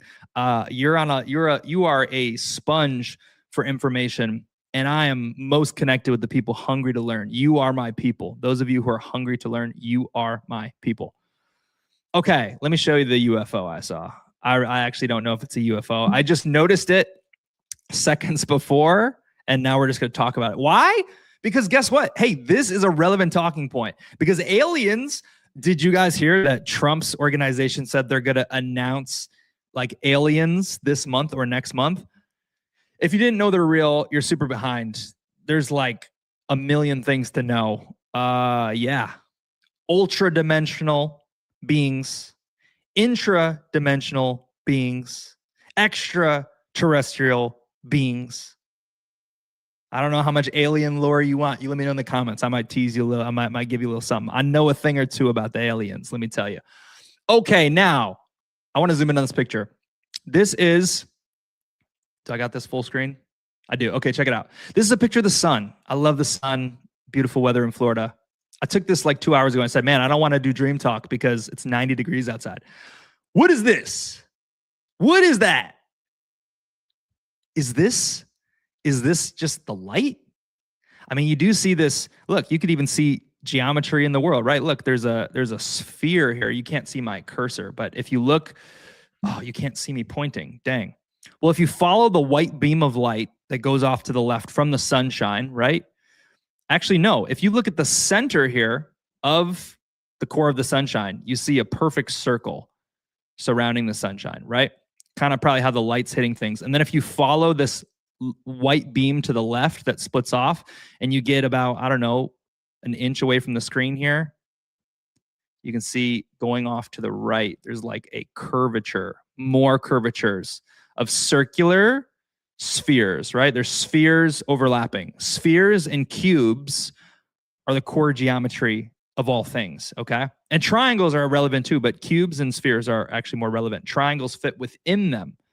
Now, look, I see this. This looks like an individual light source. If you look up close, I mean, if you want to say, oh, it looks like a little flying saucer. You can see off to the left, there's a little beam of light. Off to the right, a little beam of light. Left, like if you look at this, you can't see my cursor. It looks like there's some individual light coming off of it. And this, potentially, let's pretend it's a UFO. Notice it has a perfect circle around it, a perfect circle encompassing it, just like this light source does. The sun itself, you can see it's actually not perfect. It's a little bit off center, but there is a very nicely drawn sphere encompassing the sun. And this itself has its own. Did I catch a UFO on accident trying to take a picture of the sun? I would like to know in the comments, what do you know about the UFOs? Blow our mind. And is that a UFO? Yes or no? But yeah, interesting, man. They say we're gonna know about UFOs in the future. We're gonna know about aliens. The future is unknown, is different. Interesting. If you look at history, you can find many of these things. I'll tell you one more bit on aliens, because again, this is where you get differing beliefs, right? They're demons. They're this. They're this. Knowledge is in fact power when you learn more about things. You know what's really interesting about UFOs and aliens is this. America is the least believing in aliens there is. America is behind in a ton of stuff. We're ahead, just a place to dream, but oh, that's not real. That's not real. If you go to like the Native American Indians, if you go to, there's certain tribes in Africa that are actually based and know a ton. If you go to Greece, if you go to Peru, if you go to the mountains of Tibet, you will find people who talk to you about science fiction as if it's completely normal. And imagine my surprise uncovering all this science fiction and be like, why is nobody talking about this? And then imagine my surprise some more when I found a bunch of people who are in America. They know about everything and they just talk about everything like it's normal. And I'm not talking about like Area 51. Like I'm talking about, dude, the whole world is fake. And this is why you can get hung up in it, or you can realize if in fact the whole world is fake, you can literally do anything. If that means fear is an illusion, right? Is fear potentially not real? Fear is just false evidence appearing real. It's something that we feel. So like a lot of things block us from doing things because our fear. But what if I just went crazy and I just let go of all my fears and I just freed myself of fear? What could I go beyond what I think is real? If you can breathe underwater for 3 minutes, that's like above average, right? I could probably hold my breath not that long, like a minute if I'm lucky, and I don't even smoke or anything. You believe that holding your breath underwater for 3 minutes is like extreme, or that if you were possibly to go to 4 minutes or 5 or 6 or 7, you die. Should I give you more crazy information? Should I make this one of the craziest knowledge drops of all time? I'm going to tell you 2 insanely crazy things that you're not going to believe that I've learned recently. Number 1, breathing with your lungs is old knowledge. You can breathe without your lungs. What do you think about that? You can breathe without your lungs. Well, now that you know this is real, perhaps you can go try to learn how. And I don't know where you're going to utilize this. If you get kidnapped and they put you in a trunk and they cover your mouth, you can learn to breathe. You can pretend to be dead. You can breathe in another way. Another thing I want to tell you is there are kids who are born in water. There's power to being natural births. Children born in the water. And there's stuff with like the dolphins. And now they don't want the dolphins and the people to connect. But there are situations where dolphins came up randomly to like a water birth and wanted to intercede, or they scanned the mom, or they did certain things. Ooh, I don't know if I'm going to give crazy drops. I might just go full tilt, release everything I know. I couldn't believe I learned this. So they do this, and dolphins interacted on a couple occasions, and here's the things that happen. Number 1, these children who have births, interactions with dolphins are high IQ. They all have an IQ over 150. There is something that sounds unbelievable that was going on in Russia, where there are children who were born in these circumstances that were more adapted to water than land. They literally would sleep in water. This sounds like fantasy. Be underwater and surface up just like a freaking hippo or something every 10 minutes while still sleeping to get air. They were like adapted to the water. They were calling them like dolphin. Like they were saying like humans were getting adapted to nature. It was like some kind of evolutionary thing. And here's the craziest thing I heard the other day. You test whatever I tell you. A woman who was having a natural birth in the water was scanned by a dolphin. So like dolphins approached and they assumed that they kind of blasted with their sonar. I don't know if she felt something or not. But when she had her child, she didn't have any pain. She actually had orgasms while having her child. Now, we're talking about, different things. Woman, or like, please, I'm not trying to be weird here. I'm just telling you how crazy the world, like nothing is real. And the idea was presented that what if, because childbirth is an amazing thing, right? Childbirth is a sacred thing. You're bringing souls into the world. And what if we just are missing information? What if we do the hospitals, we do the drugs, and this is how we think the things are? And birth is such a painful thing. Is that the potential inversion? From my understanding, a lot of earth and what's good and bad and what's right and what's wrong is inverted.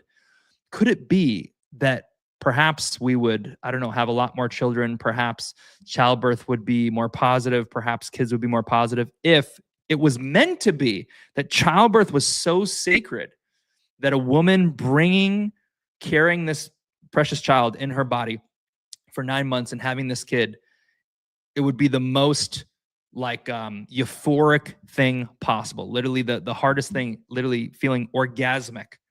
That was a mind blower to me. Holy crap. That was crazy to me. My mind's blown every day. So I'll pump the brakes. I told you too many crazy things at once. Let's read some of the comments here. Raylan says, man, I love it. I love the white. Dude, I'm cooking some crazy content. Crazy content. I got crazy, amazing content. Everything's leveling up. Insane content I'm super excited about. You'll be stoked to see it. Keep an eye out. Hood Rick. Let's see what he's got to think about aliens. Oh, wait, we're not there yet. Thinking about the future induces more beneficial emotions than the past for the simple fact that regret is not one of them. Dude, this dude is literally like, I'm not just giving him special attention because he came from YouTube. He's always saying some profound stuff. You're so right. There's no regret in the future. And we're optimistic because we haven't failed in the future yet. Like the future hasn't arrived. We haven't failed. And so bad things haven't happened. So it's good to dream about it. But even so, some people keep it negative. You're right. There's fear there. Fear of the unknown. We talked about that. Is Terminator 2 going to happen? Is AI going to go fully sentient? And we're excited about this meme coins, but it's the scratch of the surface. And it's going to say, you are looking up things that go against the government guidelines. It is due to global warming. We insist that you stay inside and don't drive your car today. We must insist. Dang, could it be? All right, I'll take notes, bro. You said I should watch Demolition Man, a movie? Demolition Man. Surely it gives me a glimpse in the future. I love movie recommendations. I'll consider that. I do believe in aliens, but I do not believe that is one in your picture. The technology that ancient civilizations had at their disposal is almost indisputable evidence. Yes. And that was mostly a joke, but the more I looked at it, I was like, oh, the light source. I know a lot of like mirages or certain things come from cameras, but I had to entertain it, talking about the future. And you're right. If you look at cave drawings, Egyptian stuff, it just doesn't make sense. Egypt's a place I want to go as well, because this is kind of giving you insights. If you went to Egypt, by the way, you'd find the flower of life from years ago. You find it at every sacred destination, the flower of life. That's one thing. But the other thing you'd find is if you go to Egypt, you see these crazy things.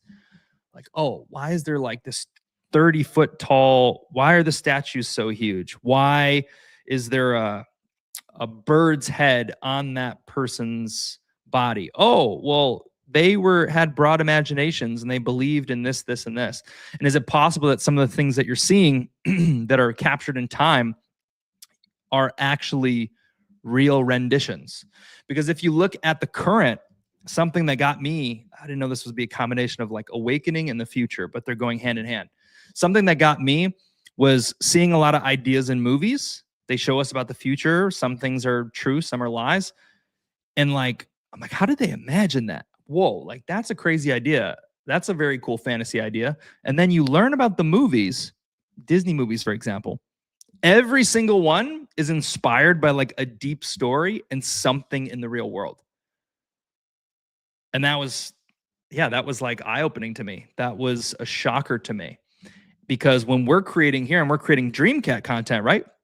We do it with intention. We create it like, this doesn't just mean nothing. The crown doesn't just mean nothing. He's not in a throne for nothing because he's the king of dream. Oh, Yeah, I could say that. The king of dreams, the face of dreams, that's the vision, right? An empire. Empires have thrones. You see things, you think, oh, that doesn't mean anything. Every real creator has put meaning into something.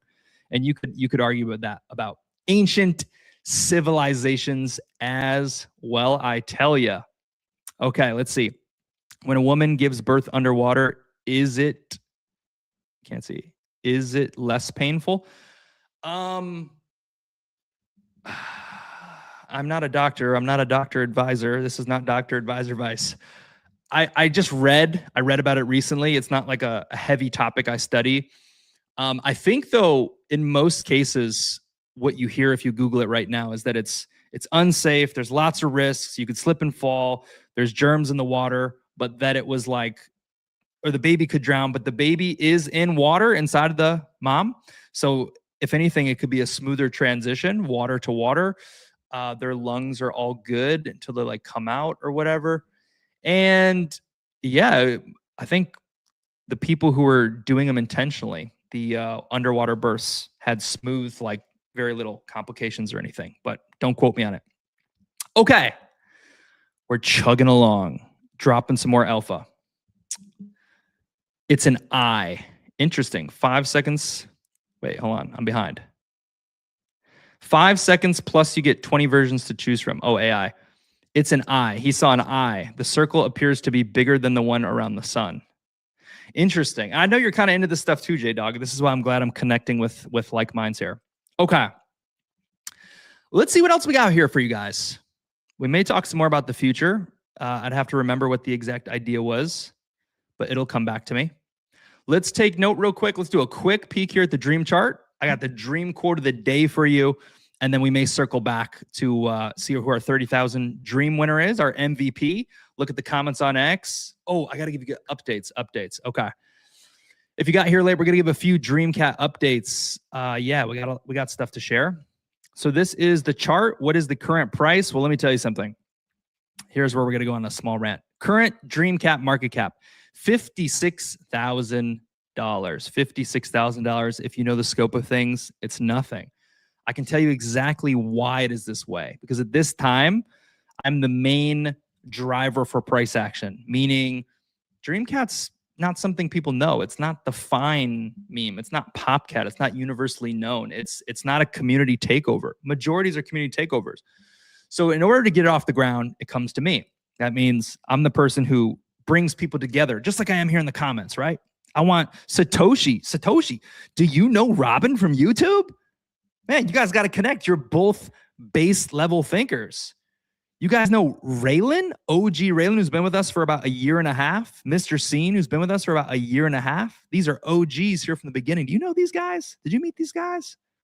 I love for people to meet in the chat. So it's my job to kind of cultivate, bring people together. It's my job to do spaces and things that bring price. And I'm just building the pieces. I'm just like, we're putting the pieces together, getting the content right.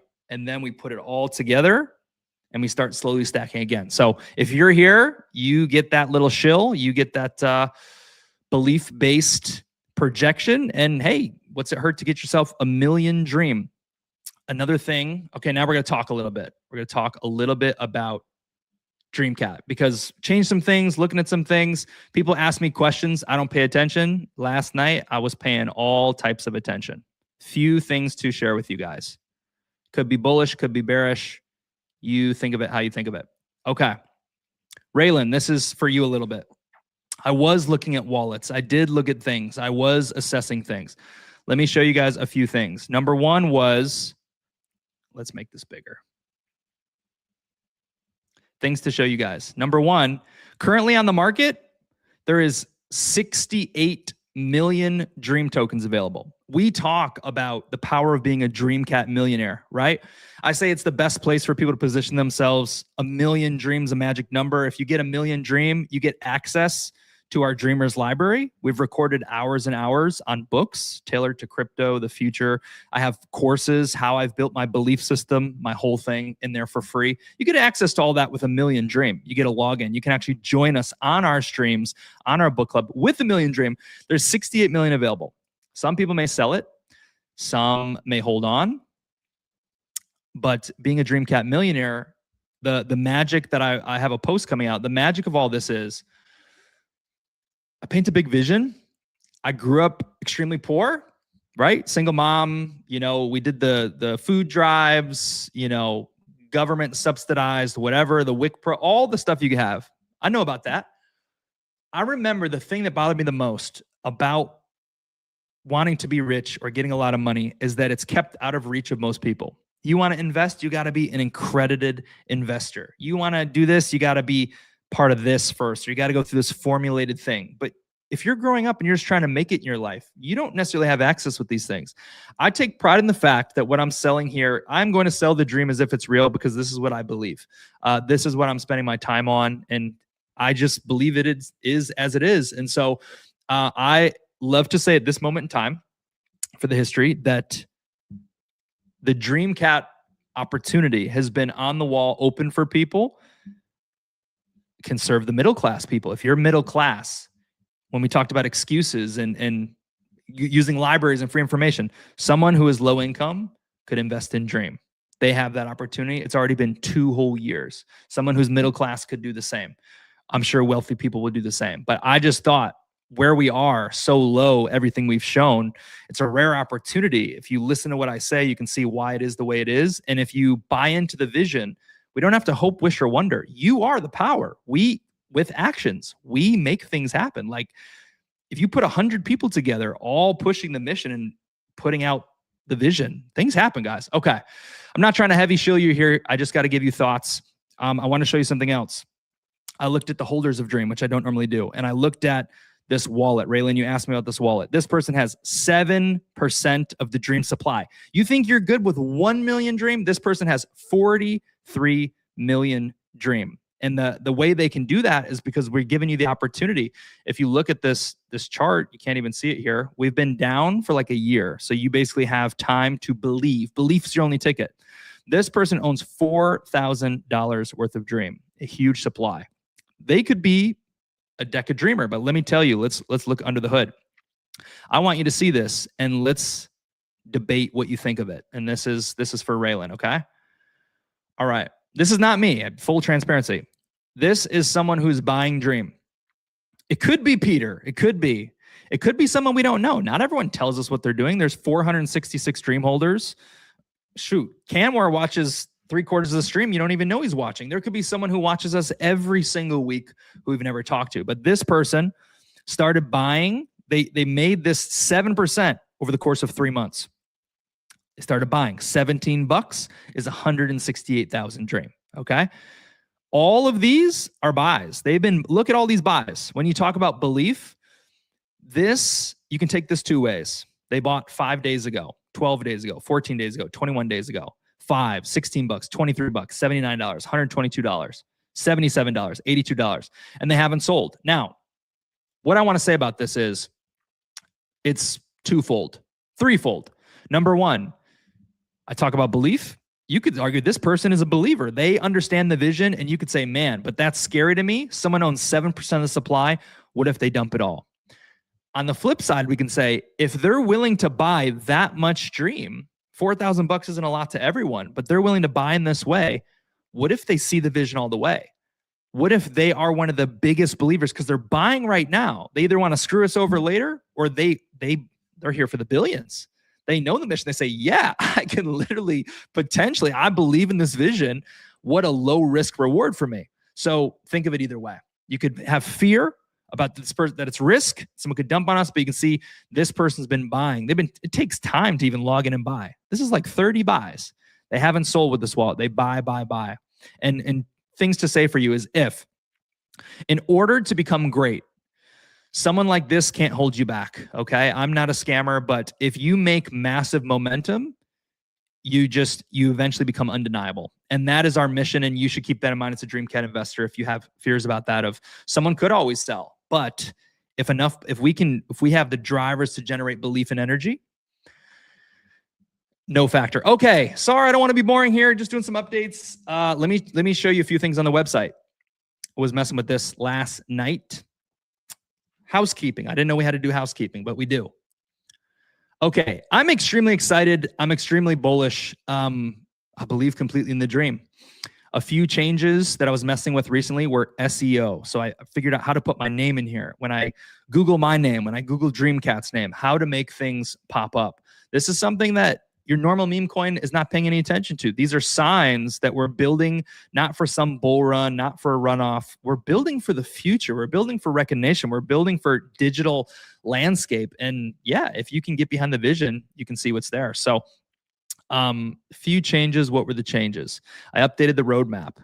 So I added something, create video content. It's half highlighted because this is the biggest thing up to bat. And I think this is a driver of Dream. So we're in phase 2. Phase 2 is to reach 1 million to 20 million market cap. We've never reached that before.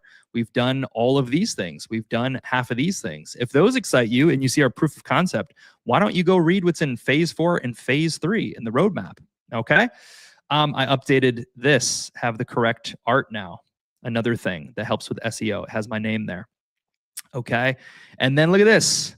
This, oh yeah, that's somebody right there. Look how clean that is on your screen.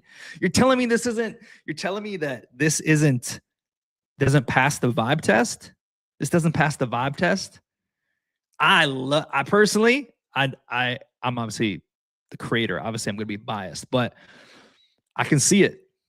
This is the face of Dreams, folks. This is the face of Dreams. Okay. Other clarity that we did. Other clarity comes on my own website. Let's take you there. I changed something else.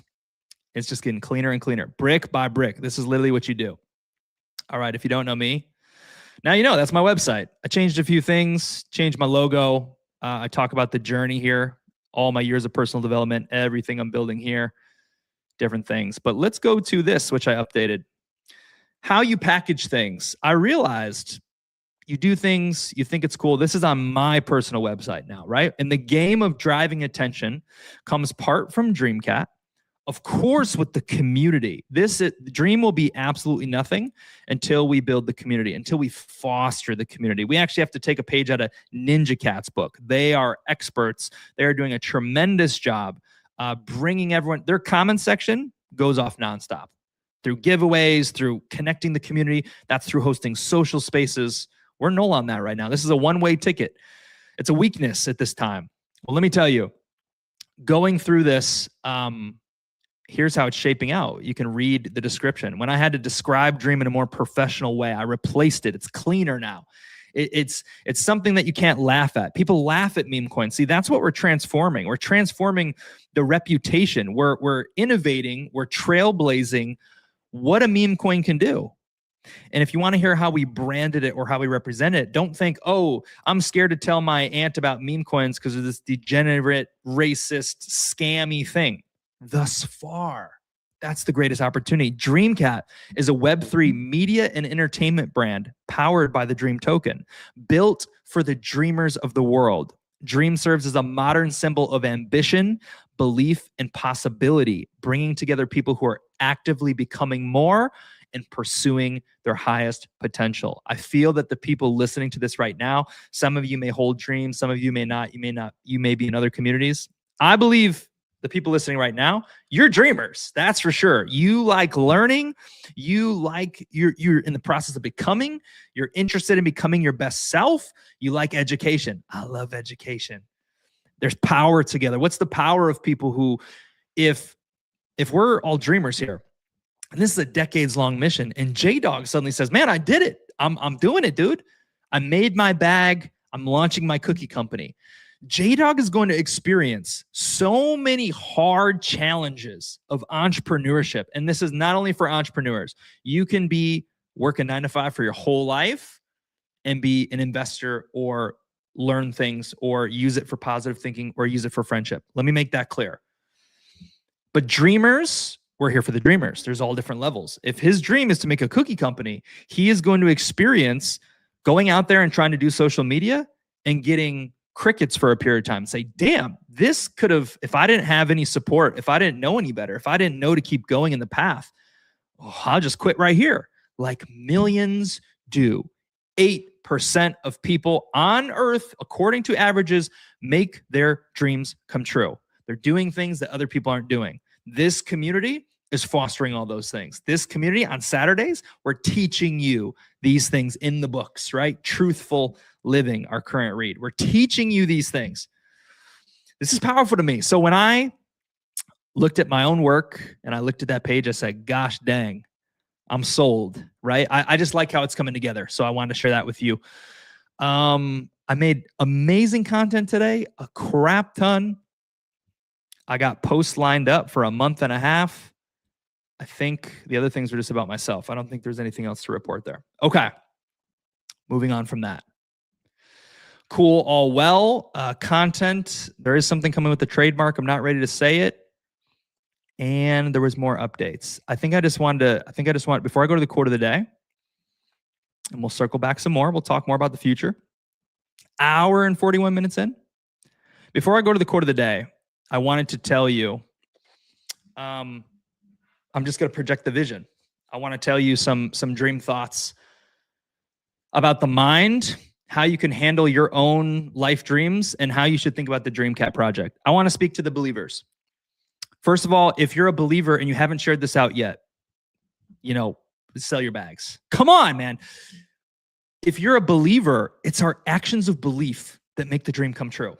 This is something that you lose when time passes, when things are slow for a while, you lose touch of what it takes. And every once in a while, you get reignited and re-excited. And you're like, there's a video from the movie Soul, and a guy pops back into his body. He was basically in La La Land, and he pops back in his body, hunched over a computer in front of a stock trading room, and he says, "What am I doing with my life?" He flips the table. He says, "I'm alive. I'm alive. Free yourself. It's beautiful."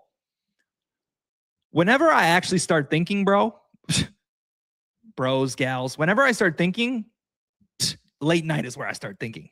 Late night is where I start thinking, I'm going to do it all. It's already done. It's simple. It's this, it's this, it's this. When you really get embedded in the dream, you see the path. And I'm just a voice to share it, but I wanted to speak into the dreamers in the future. And I wanted to tell you that just like the real future, just like the negative that could be projected about AI or the future, or the mark of the beast, or whatever things people fear, the apocalypse, just like that future works, that's based on the belief of the people, this dream future works exactly the same.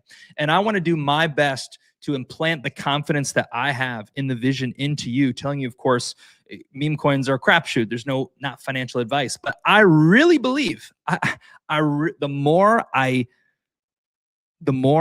consume my own Kool-Aid, the more I review. I recorded a video, I put it on YouTube, then I watched it. I'm like, I'm literally right. Of course, that's bias, but I see it. And I want to invite all the dreamers here who are just with us, who choose to go on the dream journey. Act as if, ladies and gentlemen, act as if, move as if, tweet as if. If dream is the thing that could change your life, remember, we're inversing everything.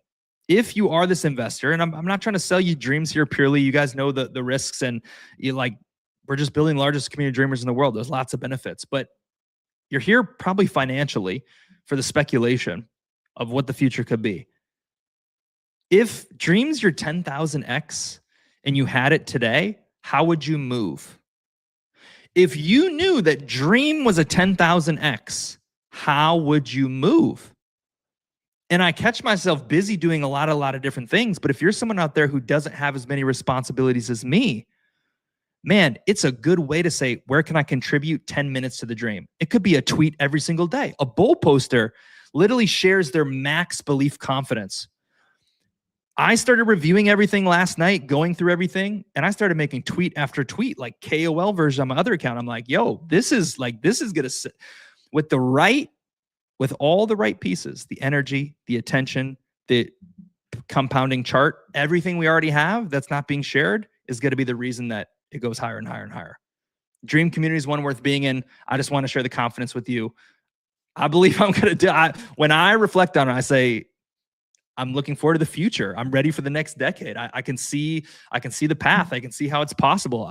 AI is just, whoa, look before my eyes. This is transforming. This content is incredible. It's way better than this. And there's a mission. So just drinking my own Kool-Aid, seeing the vision, passing it on to you. Let's look at the quote of the day. Shout out to Dreamer Ben, My friend Coiny, in case Coiny's here, he's never met Ben yet, I don't think fully. We do have some dreamers who are behind the scenes. And there's two ways to support us, and I appreciate it. Some people show up every day, but to the people who don't, we're not hating on them. They're still investors. Some people will invest and never leave us. There's different ways to support. And we have 4 or 5 core people who used to be excited who aren't anymore because of time, because maybe they're not about personal development per se, but they're investors.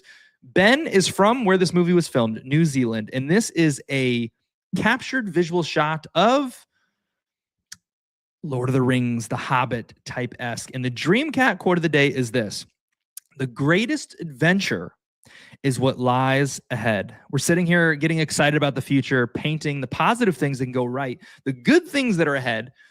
And this image, of course, is loaded to illustrate that. You can see off in the future, there's a sunset. There's mountains. There's a tropical palace. And you also have what? The Eye of Sauron, a dooming volcanic mountain where they're planning to take over the world. Where here's the deal. There are many different paths in the future, and whatever way you take is shaping what could be. And yes, there is bad out there. You could be the person who loses their job as an animator to AI. But as dreamers, we don't fear innovation. We don't fear the change. We adopt, and we always make ourselves relevant. Any big timer, any person who's nonstop successful over decades, they've innovated themselves over and over. Grant Cardone, for example, he went from sales. He did sales for a while. He was like a sales trainer. Then he shifted to real estate. He shifted to, I don't know, different ways, different social platforms, different content. All the big timers, they're all jumping on AI.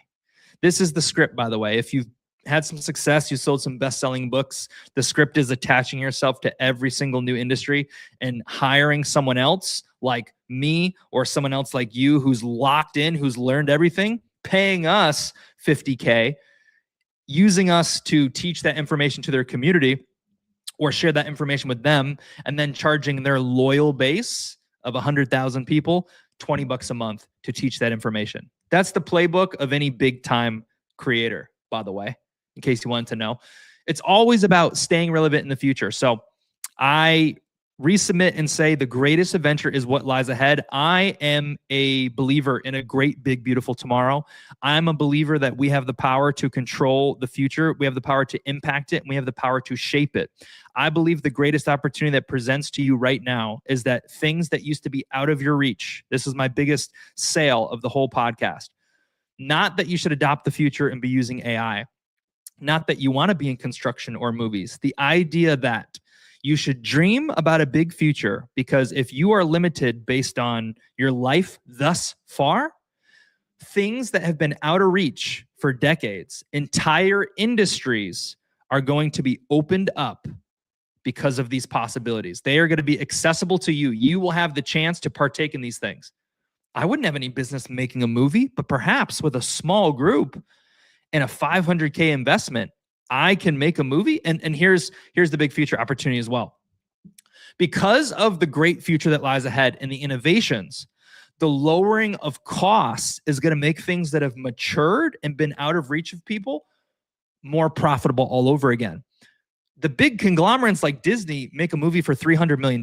That's the cost to pay the big actors. But what if you don't need the actors? What if for $1 million you buy permanent rights? I'm sure these things are going to happen. The actors go away. They don't have to get injured. They don't have to show up. They just sell their popularity and likeness. You buy it for a one-time fee as a producer, just like buying a music catalog. And then you say, hey, you get 5% on every movie we make, royalties. And now you make them do whatever you want.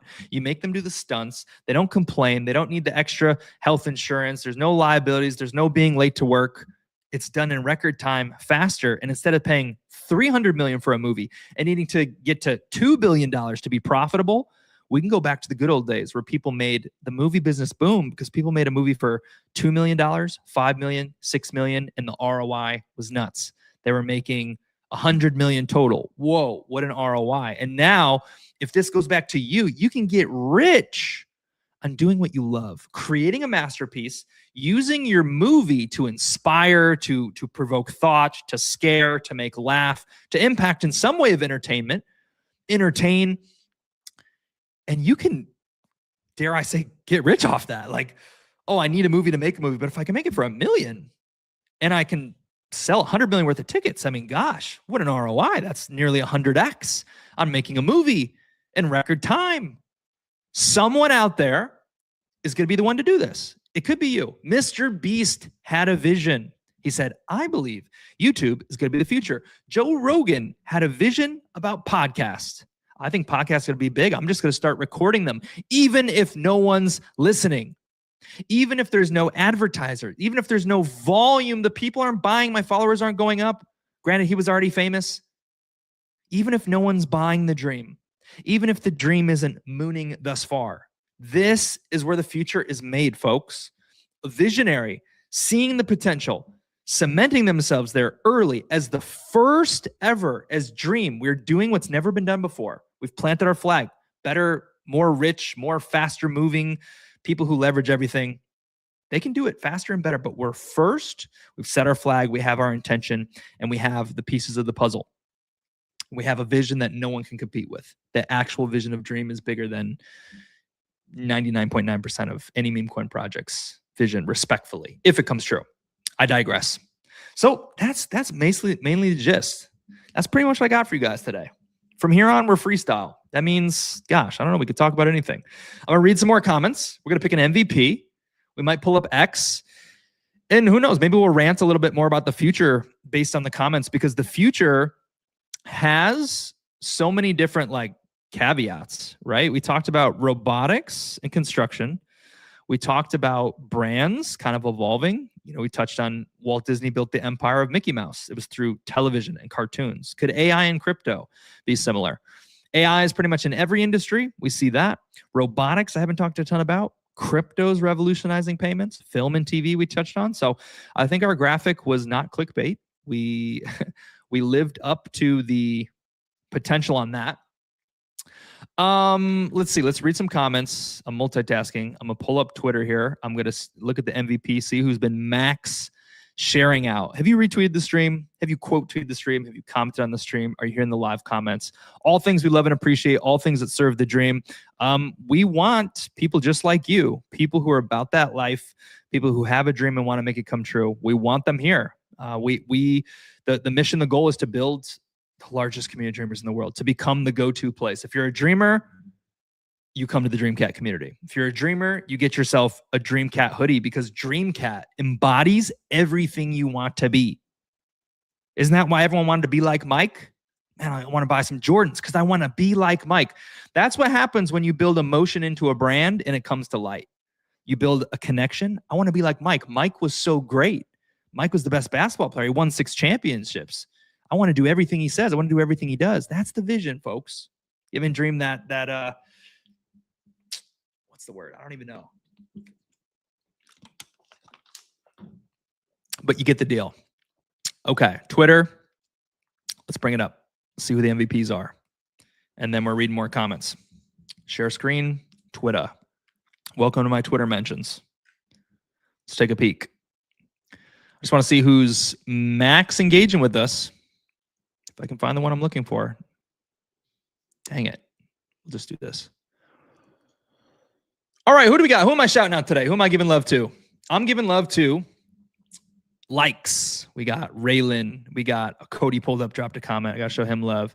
Hey, we really appreciate you, Sir C, tapping in with us. First time ever. Bubba Gump. We got Coiny, max engaging likes. I love it. Bonga on that. I'm going to come back, reply to that. Retweets. Man, I thought I saw Raylan in the chat. Hold on. We might have some people who quote tweeted or retweeted it. But man, if you're here as a dreamer, man, just do us a solid. If we can bring this information to you for free each week, I appreciate the love that Bubba Gump gave me. He said, man, he shares the alpha for free. That's something I believe in, by the way. I believe that some people believe in gatekeeping information. I'm pretty much going to give it all away as long as you can handle it. Some things are not socially acceptable. People don't understand the whole world's completely fake. But if you can handle it, I'm going to give it to you. I don't need to gatekeep certain things, although money is a barrier to paying attention, right? Since it's free, it's taken for granted. But I appreciate those of you who show up, engage with the conversation. Hopefully you learn something and are like us, that dreamer seeking to become better. Okay. Okay. Shout outs. Sir C, man. Okay. So MVPs. Sir C, I mean, man, he was in the comments. He quote tweeted it out. I'm going to come rock in and comment on that. Boom. Ready to pull up for Dream. That easy. Max love. Bubba Gump in the comments. Was engaging in the comments. We're going to put them right on the edge. We're going to evaluate our MVPs today. Amos, I mean, tagging 2 people. You were the only person. You tagged 3 people. I'm putting you in the MVP chat. Tagging 3 people. That's big time. Maybe one of these times they'll join us. And you quote tweeted. Love, love, love. Coiny, much love, bro. If you're listening, come on, man. Reshare. He may even be listening. I wish he could understand it. That's where we need AI to translate. Okay. Like I said, if you got to leave, you can leave. I'm getting a little bit boring here. J-Dog was the very, very first comment. He's been max engaging the whole time in there. My man, I'm drawing a blank. All right, I'm coming back. Coming back to peruse the comments. Let's see what we got here. My man, Elgato Satoshi, is in the MVP running. My man, I got to give it to Bubba Gump. He's teaching people in the chat. That's a huge that's like max engagement on comments. Absolutely. Sukiverse, we love you. Thanks for pulling up. Love. Raylan pulling up. Max engaging. Robin pulling up. Robin knows the drill. Okay, I think that's a good MVP list. I think I'm going to keep it at that for now. Those 5. So let's pick right now. We're rolling a dice 1 through 5. If it lands on you, here's what's going to happen. You're going to win 30,000 Dream, which today isn't worth $1 million, but potentially it could be. 1 through 5. It's 1, which is, what do you know? Bubba Gump. Bubba Gump's easy to send 30,000 Dream to because he's inside of our community. We'd welcome you, whether you're Sukiverse 55, whether you're Elgato Satoshi, whether you're Robin. We'd welcome you to our Telegram community. Doesn't mean you have to chat every day, but this is where the dreams are documented, right? I'm a dreamer. Like if I'm making my cookie brand, I'm telling you what's happening in real life. You can see, you get a better insight of what's going on. Sometimes we share hidden alpha. Telegram gets the love. It's not super active right now, but that's where the big alpha is shared. And that's where you learn about things before you hear about them here. So Bubba Gump, reward 30,000 Dream. We have this way where you get set up in the chat. I can literally just type your name and through Telegram, I sent him. I don't have to go on my computer. I just sent him the 30K. Congratulations, my man. Okay. Let's wrap this puppy up. Comments.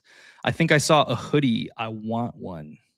Yes, that's Dreamcat. Sorry, not Dreamcat. There's no official Dreamcat merch yet, but I did have the Dreamer line, maincharactermerch.com.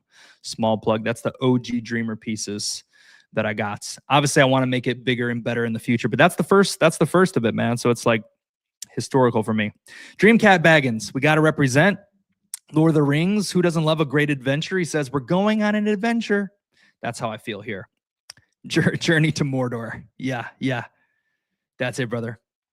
Yeah, and let's see. J-Dog's up there at the top. Okay, I think we hit every single comment. I think we got everyone here, every single thing. Did the show at the 2-hour mark. Libre in the building. You know what they say? They save the best for last. Good to see you here, Libre. Believe it. This is, by the way, since we're making introductions, I'm trying to do a better job of cross-introducing people. Libre is labeled in the Dream community, since this will be relevant, just like a Doge or a Popcat. You will want to know Libre. He is I forgot. See, this is why you show up. I have something else to share. With you guys. This is why the comments are so important. Libre is believer number 1. Good to get to know him. He heard the first time I ever talked about Dream. This is how it went. I went on a space. Crypto was pumping. I was eating some turkey burgers, making my dinner. I hopped in the first X space I ever did. This is a great way to share about your movement and what you're doing. I hopped into X Space and I said, yada, yada, yee. We're chasing the dream. We're doing our thing. This is what we're going to do. And it just started like flying up. Like people liked what I had to say. Libre was one of the very first people to be in Dream in the beginning. He's publicly shared that his investment went from where it was at the peak, which is still nothing, still the beginning, still our old crap, $735K. He had $50,000 in DreamCat from that beginning. He saw us at what? 20,000 market cap, 18,000 market cap, 30,000 market cap. And we're talking about building a decade-long empire. So Libre, we're gonna investigate him. He's late, but we'll forgive him because he shows up every day. I'm going to show you his profile. I actually want to highlight one of his posts. That's what I meant to show you guys. So Libre, you're on the clock, dude. You're on the clock. Okay. Believer number one, he makes content. There's different ways to share out dreams. See, this is his own brand stuff he's doing. You don't have to be a content creator. We all take part in different ways. He chooses to be. Good opportunity, right? Makes his own content, builds his brand, has subscribers, does X payouts, different things he wants to do. Wears dream on his chest, talks about dreams. Dude, we please let you know. I want to let you know. Ooh, gotta hide that. Dude, we appreciate everything you do. Just in case it's been a while since you've been appreciated. We don't do spaces every day. We don't have the deep talks. We appreciate everything you do. I'm so glad that you see this vision. Honestly, no hype. You do want to re-listen to this one. It's all about the future. It was a 10 out of 10 banger. But he decided, he sees. So when someone sees, they decide, this is something I'm going to be a part of, and I'm just committing. And this is something cool that he did recently that I want to share with you. This is one I haven't even seen yet. Is there music? I can't play it fully because I don't want it to get us kicked off of the stream. But this is the one I shared, okay? So check this out. You can see here. So Libre, what he does is he just innovates, right? He's doing his own life. He's doing his thing. But these are different ways that you could like build within the dream. Is he makes content that is into what he's into. He loves politics. He's into politics. He's into his faith. He's into dreams, personal development, and he shares his own content, okay? This is so cool. This is like huge shout out for this. I want to show you this. This was a vision that we had in the beginning. Do you remember that, Libre? And this ties into our power of the future. My man here, he's obviously got the top of the line video AI. My AI is pretty expensive to make a $1, a 1 minute clip. He built what is called Dream News. And if you want to check it out, you can listen to this, tap in, and give him a follow. He's what's his, by the way, you're really hard to look up. Sometimes when I try to tag you, you just don't show up, and I don't tag you. So Real Iggy Libre, Telegram and X. Sometimes you just don't come up. He made this clip, called it Dream News. It's like his way of shilling is an inverted shill, right? This is ways that an easy way to support doing what you do. I love the idea. It's, what is it? Truth, passion. Give us the whole sell. If this was a space, I'd bring us up. Shill us anything you want in the comments, Libre. We'll bring it up on the jumbo. Truth, passion, freedom. Truth, passion, freedom. So I love it. He's talking about current events. He's talking about eating cheese at night, watching shows. He chooses to talk about politics. It's an inverted shill. He's building his brand. And hey, if Dream does go on to be something, I'm sure that people will say, man, well, what is believer number one now? Tap into him. Why has he been with us every day? Why? He's witnessed everything. He was in the first ever book club, the first person to join the book club. And I didn't mean to show you this hard, especially when people like Robin Hood Rich are here. Dude, I know you're here for the dreams. Sometimes, occasionally they get like this. I'm sorry. I try to respect everyone who's here. These aren't like hardcore shill DreamCat things, but this is just, this is a different episode. This is like a special one. We have a lot. We had tons of pictures that we showed on the screen, tons of examples, tons of stories, tons of visuals. That's not normal. It's normally off the dome. This book we're reading in book club, Truthful Living. A connection here is maybe why does Libre hang around? Because if you learn the universal laws of success and you recognize that we're doing them in Dream, you understand that they're undefeated. It just comes through timing, compounding consistency, a number of different things. That is where you get max conviction from.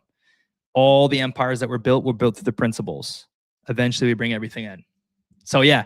So shout out to Libre, man. I shared that out this week. That was huge. It didn't even get attention. You didn't announce it. You didn't drop it in the chat. Man, that's something I would totally show off. I think that's incredible. And I think other people seeing that, I mean, man, you could be inspired to what could you do? Do you do yoga every day? Do you I don't know, do morning prayer? Do you some people do gardening? Like Ben goes on the beach. He's on the sand. He's on the beach all the time. Occasionally, one day he just wrote "dream" in the sand, dropped a picture. If you are a dreamer and you want to say, man, what can I do? What can I do as a creator to speed things up, to accelerate this, to give the pieces of the puzzle? It's stuff like that. And also, that can't go without shouting out Amos, who I want to shout out as well, because I had this moment where I kind of saw at a micro scale how some early believers and dreamers were bringing power to the dream. There was 3 in a row. So I'm going to keep showing you here. I'm on a rant. Leave if you want to leave. We already paid out the MVP. Bubba Gump got his stack. He's stacking his cheese. Let's read what he said to you guys. Bubba Gump said, "Thank you, sir. I moved 1 million Dreamcat into the Ninja Cat vault. The rest of it is kept in my wallet. That's my retirement fund." Well, if that isn't a freaking belief comment, I don't know what it is. Shout out to Bubba Gump, who is the developer, host of a hot Twitch stream. They get like 70 viewers over there on Twitch. They really got that stuff down. And he runs a cat community as well. So I want to shout out a few more people I want to show you. Also, another thing we added this week is now we're going to add in regular generalized motivational content because everyone knows who Les Brown is. He's already great, right? He already did his thing. So we're adding in those with our own content, obviously. Talladega Dreams. Love Ricky Bobby. I'm Ricky Bobby. I'm the best there is. Relatable. All right, we're getting there. Another new level up we did just the other day. When you used to send the link of dreamcat.xyz, it just said home, Dreamcat. No optimization, no SEO. I fixed this last night. And now if you send a link, it may take a couple days to load, but if it works properly and you send it on Twitter, when you put dreamcat.xyz, this is what people see. Same with Telegram. They get a visual. Dreamcat is a Web3 media and entertainment brand, yada, yada, yada. Simple, small changes for the future, but I digress. I'm trying to get to my point here. Okay, so there it was. Libre started Dream News. Crazy. Coiny found his own tech. This is really cool. Coiny could put you guys on if you're a dreamer out there and you're doing your real life stuff and you don't want to be doxxed.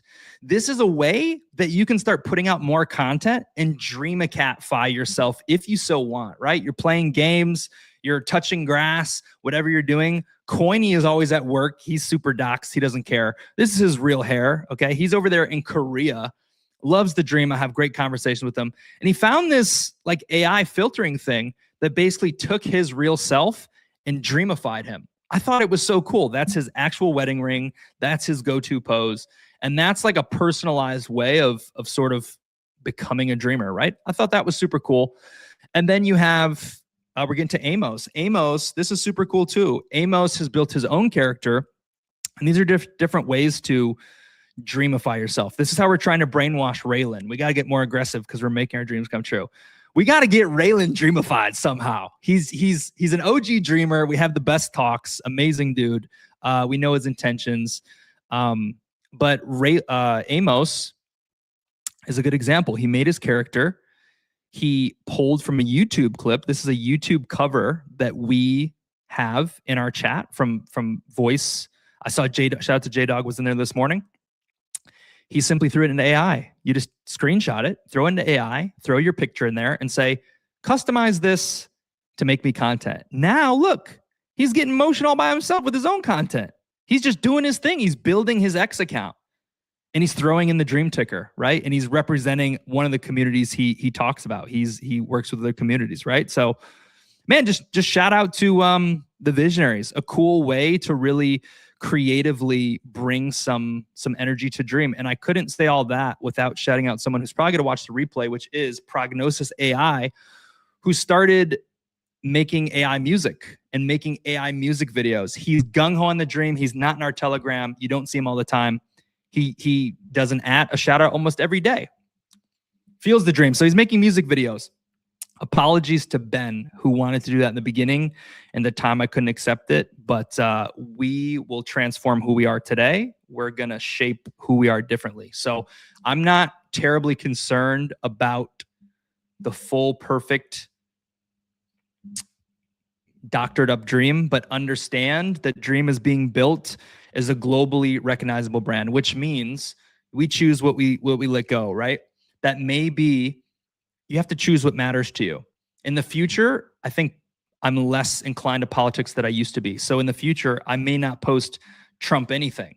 It may become more buttoned up, but I'm also not selling myself to the matrix. If I want to talk about God, I'm going to talk about God. If I want to talk about aliens, I'm going to talk about aliens. It's certain things, but when it, just know, like, we have a little bit more freedom here, but in the future, that's like, you have to be mass consumable, risky.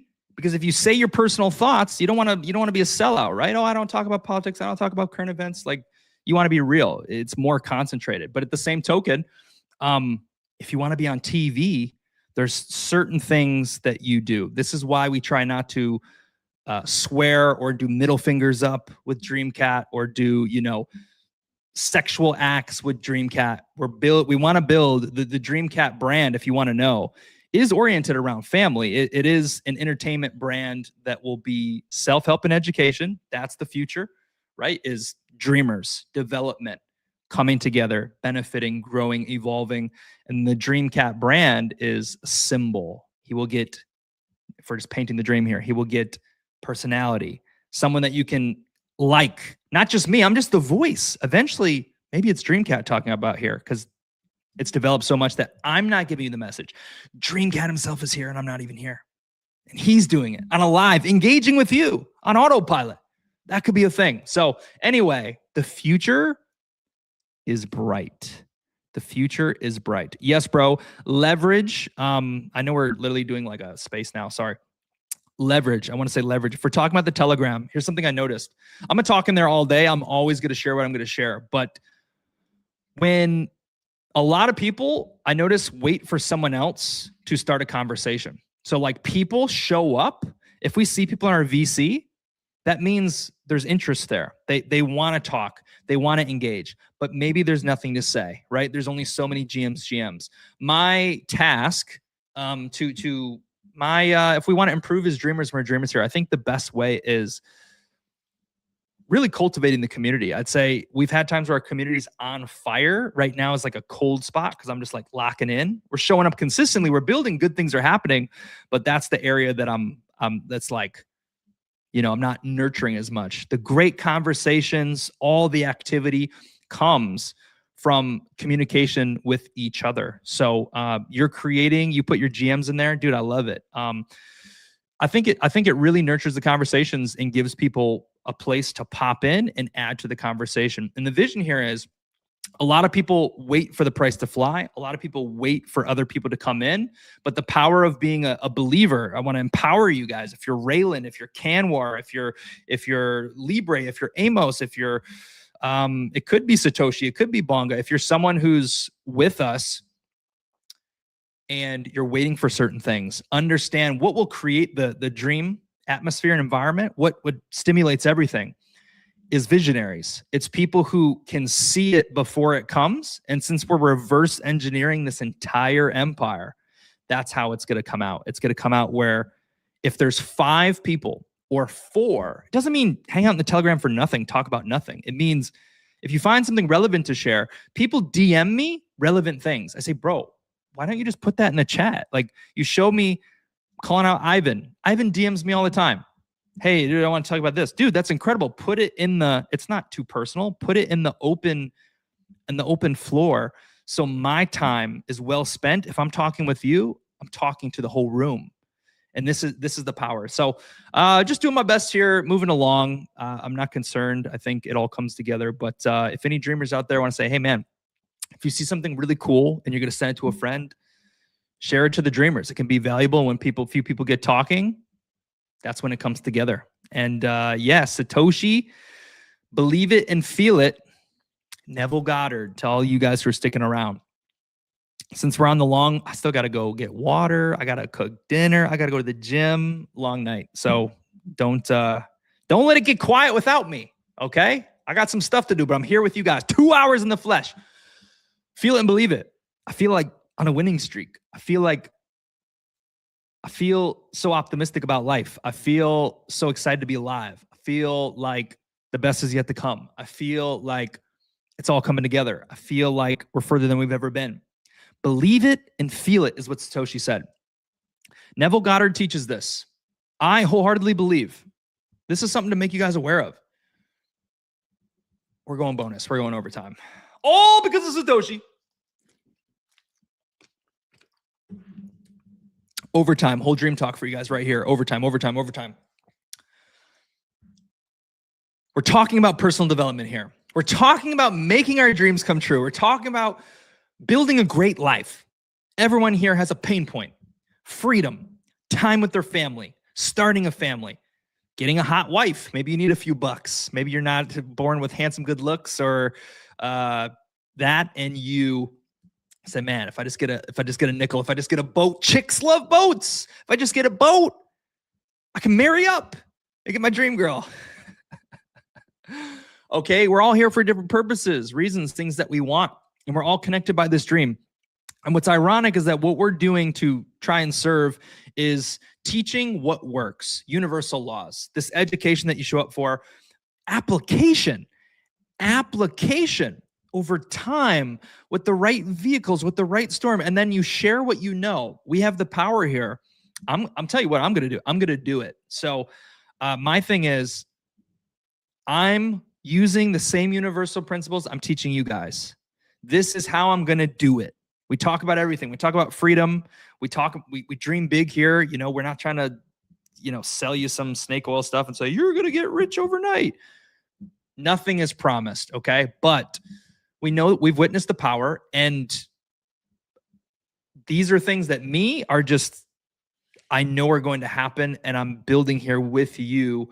And so I could tell you the things, I could show you the things, but the revelation I have is that no one will believe until it's proven. The problem is that this happens every single time. We're speaking to visionaries. Yes, believe it and feel it, see it. Being a visionary means you are above average. So if you're here, I'm not doing all this happy flappy stuff, but you should actually give yourself a little bit of credit, because you're not just a pure consumer. You're not just a pure sheep. You see something that resonates to you. It resonates to the frequency you're on, your dream and making it come true, your future, learning. It's something about hearing about a bright future fills me up and makes me want to take a wild action, right? You are that person. You are taking that all in. Well, as the visionary who gets lucky, every single time, it was never imminently clear. We had some friends here from Suki earlier. I said, shout out to Suki gang. I'm a big investor in Suki. This is a $2 million project. It's been $700K. It's also been 22 million. The people there now, their leader's been gone for almost a year. It's almost like us. Our chart's been down for a year. I've been here. Their leader's been down for a year. The magic that they have is they were given a glimpse of the future. They were teased with the future. If I were to manipulate the dream chart and send it to $10 million right now, and then it came all the way back down, some of you would move with an energy and attention because you witnessed more than ever. That's what all the meme communities have. Almost every old meme community is bottomed out. And then you have the believers. You have the people who stick around. Well, here's what I understood. I know the universal laws work because I've done my homework. I've been studying personal development for 9 years and practice. I've done some things like that you're hearing today where you've half-heartedly applied them. You've cherry-picked some things I've said and let go of others, which is okay, by the way. Choose what resonates with you. But I remember doing that. I did book club. I read Think and Grow Rich, and I said, I like this, but I don't need that. Only to learn the hard way, the success tax, to pay my dues, to come full circle and say, holy crap, it was right. Holy crap, I just need to be consistent. Holy crap, it did work for a little while, and then it went away. What went wrong? And then string it all together. I say all this about the whole visionary point is because if you do see this, it can work for you. I really believe that. What we're teaching is not my expertise. I'm sharing my stories and my twist. It's not coming from me. I am the student. This may be enlightening and new to you, but I am the master student. I know, I'm embodying, I'm applying. Now, Elgato Satoshi says, believe and feel it. Why am I rambling? Because at this point, through learning the hard way, through talking about manifestation and reading The Secret 9 years ago, and even if it's the Bible, right? I wear a bracelet. Maybe you're super faith-based. Speaking to someone with this faith right now, I have this bracelet. I make these. Holy crap. It's impossible to see. I give up. It says chase the dream. On the inside, it says everything is possible for one who believes. Mark 9:23. Satoshi says believe it and feel it. So it's even biblical, the process of believing. But the problem is that most people, of course, don't act until they witness. They don't act until they witness. I'm teaching universal laws. They're going to work. Shout out to the visionaries who are seeing them and working. But what I wanted to tell you here is my bonus lesson. I know exactly how to manifest, and I'm doing it right now to change my future. I never need to learn more about manifesting. If I do, it's to touch it up and make sure I stay excited on the idea, because time takes away the idea. I have given you all here the exact, this is it. I've been through everything. I've made the small mistakes. We've done a whole episode on this. What we're talking about with manifesting, we have down. I've done the work. This is what you do. You don't need to learn any more. That's how you manifest. It's literally how you create your reality, regardless of your circumstance. We got it locked in. And you know who teaches it the best? Who has it locked in? Neville Goddard. This information is in our chat. All you have to do is say /wisdom 1, 2, 3, all the way to 10, and you have everything in there. We've talked about it. We play some of the videos. You could listen to these videos. You could buy a Neville Goddard book. When it comes to manifestation, he knows. But let me tell you what's crazy. Some of you here want to manifest more than anything in your life. You want the good life. You hear what I'm saying, but you also hear this. You look over there. You listen to this, which you can do. But what I'm trying to tell you is the power about believing it and feeling it, or being a visionary and acting as if, to witness the experience and not be chasing it, to witness it, positioning for it based on your vision is. Shit, I actually forgot what I was going to say. Neville Goddard, believe it and see it.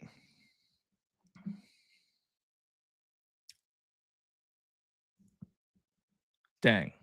A girl just slid in my DMs on text. Dang. Okay, sorry. Is this even a live stream? Gosh, I'm so off my game. I got too lax here. I'm just lacking now. We got to shut this thing down. All I want to say is you're going to spend your whole life looking around, and this is what experience does. Time and experiences teaches you. Manifestation, we've taught how to do it. We're doing it. We're going to apply it to dream. We're going to apply it here to life. You can apply it to your real life right now. But I predict that some people, even though they know, even though they've been introduced to it, they're not going to get it. They're only going to do parts of it. They're not going to do all of it, and they may never see it happen. I just want to tell you that now, that when you say believe it and feel it, Satoshi, that is the secret. So if you are a dreamer and you listen to how Neville Goddard teaches, that if you can get, and here it is, here is how you can apply your dream bullishness to manifest this dream reality empire that we talk about. And that, Satoshi, is what's reinforcing my belief that I'm projecting onto all of you. I understand it's literally just laws. I'm applying it, and now I have supreme confidence of the future because I know exactly how it works. There's not, I hope enough people come and they do this and they do this. No. If they buy into the principles that work collectively, if we all do it over time, it will happen. It will happen. Power. Now, in case, I don't want to clickbait you, in case you haven't been here, quick review. What does Neville Goddard preach? It's very, very simple. And we preach these things. Feeling is the secret, is his main play. The main core to manifesting successfully is feeling the emotions, imagining in visual form with emotions is pretty much it. So visualization with deep emotions, not outside of yourself. You are in first person in your future visualization, living the dream, and you're feeling how you would feel after it comes true, not before. There's a difference between saying, man, I know, dreams going to billions. No, if you want to manifest properly and you want to be a catalyst that makes people buy you, they want to recognize something about this guy's different. His word changed. Yeah, it would change.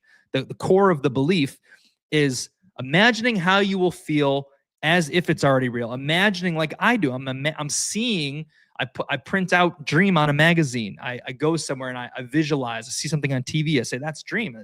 Dream's like the Monopoly man. He's on the posters. I see it. And I feel as if it's already done. I see it in my mind as if it's already done.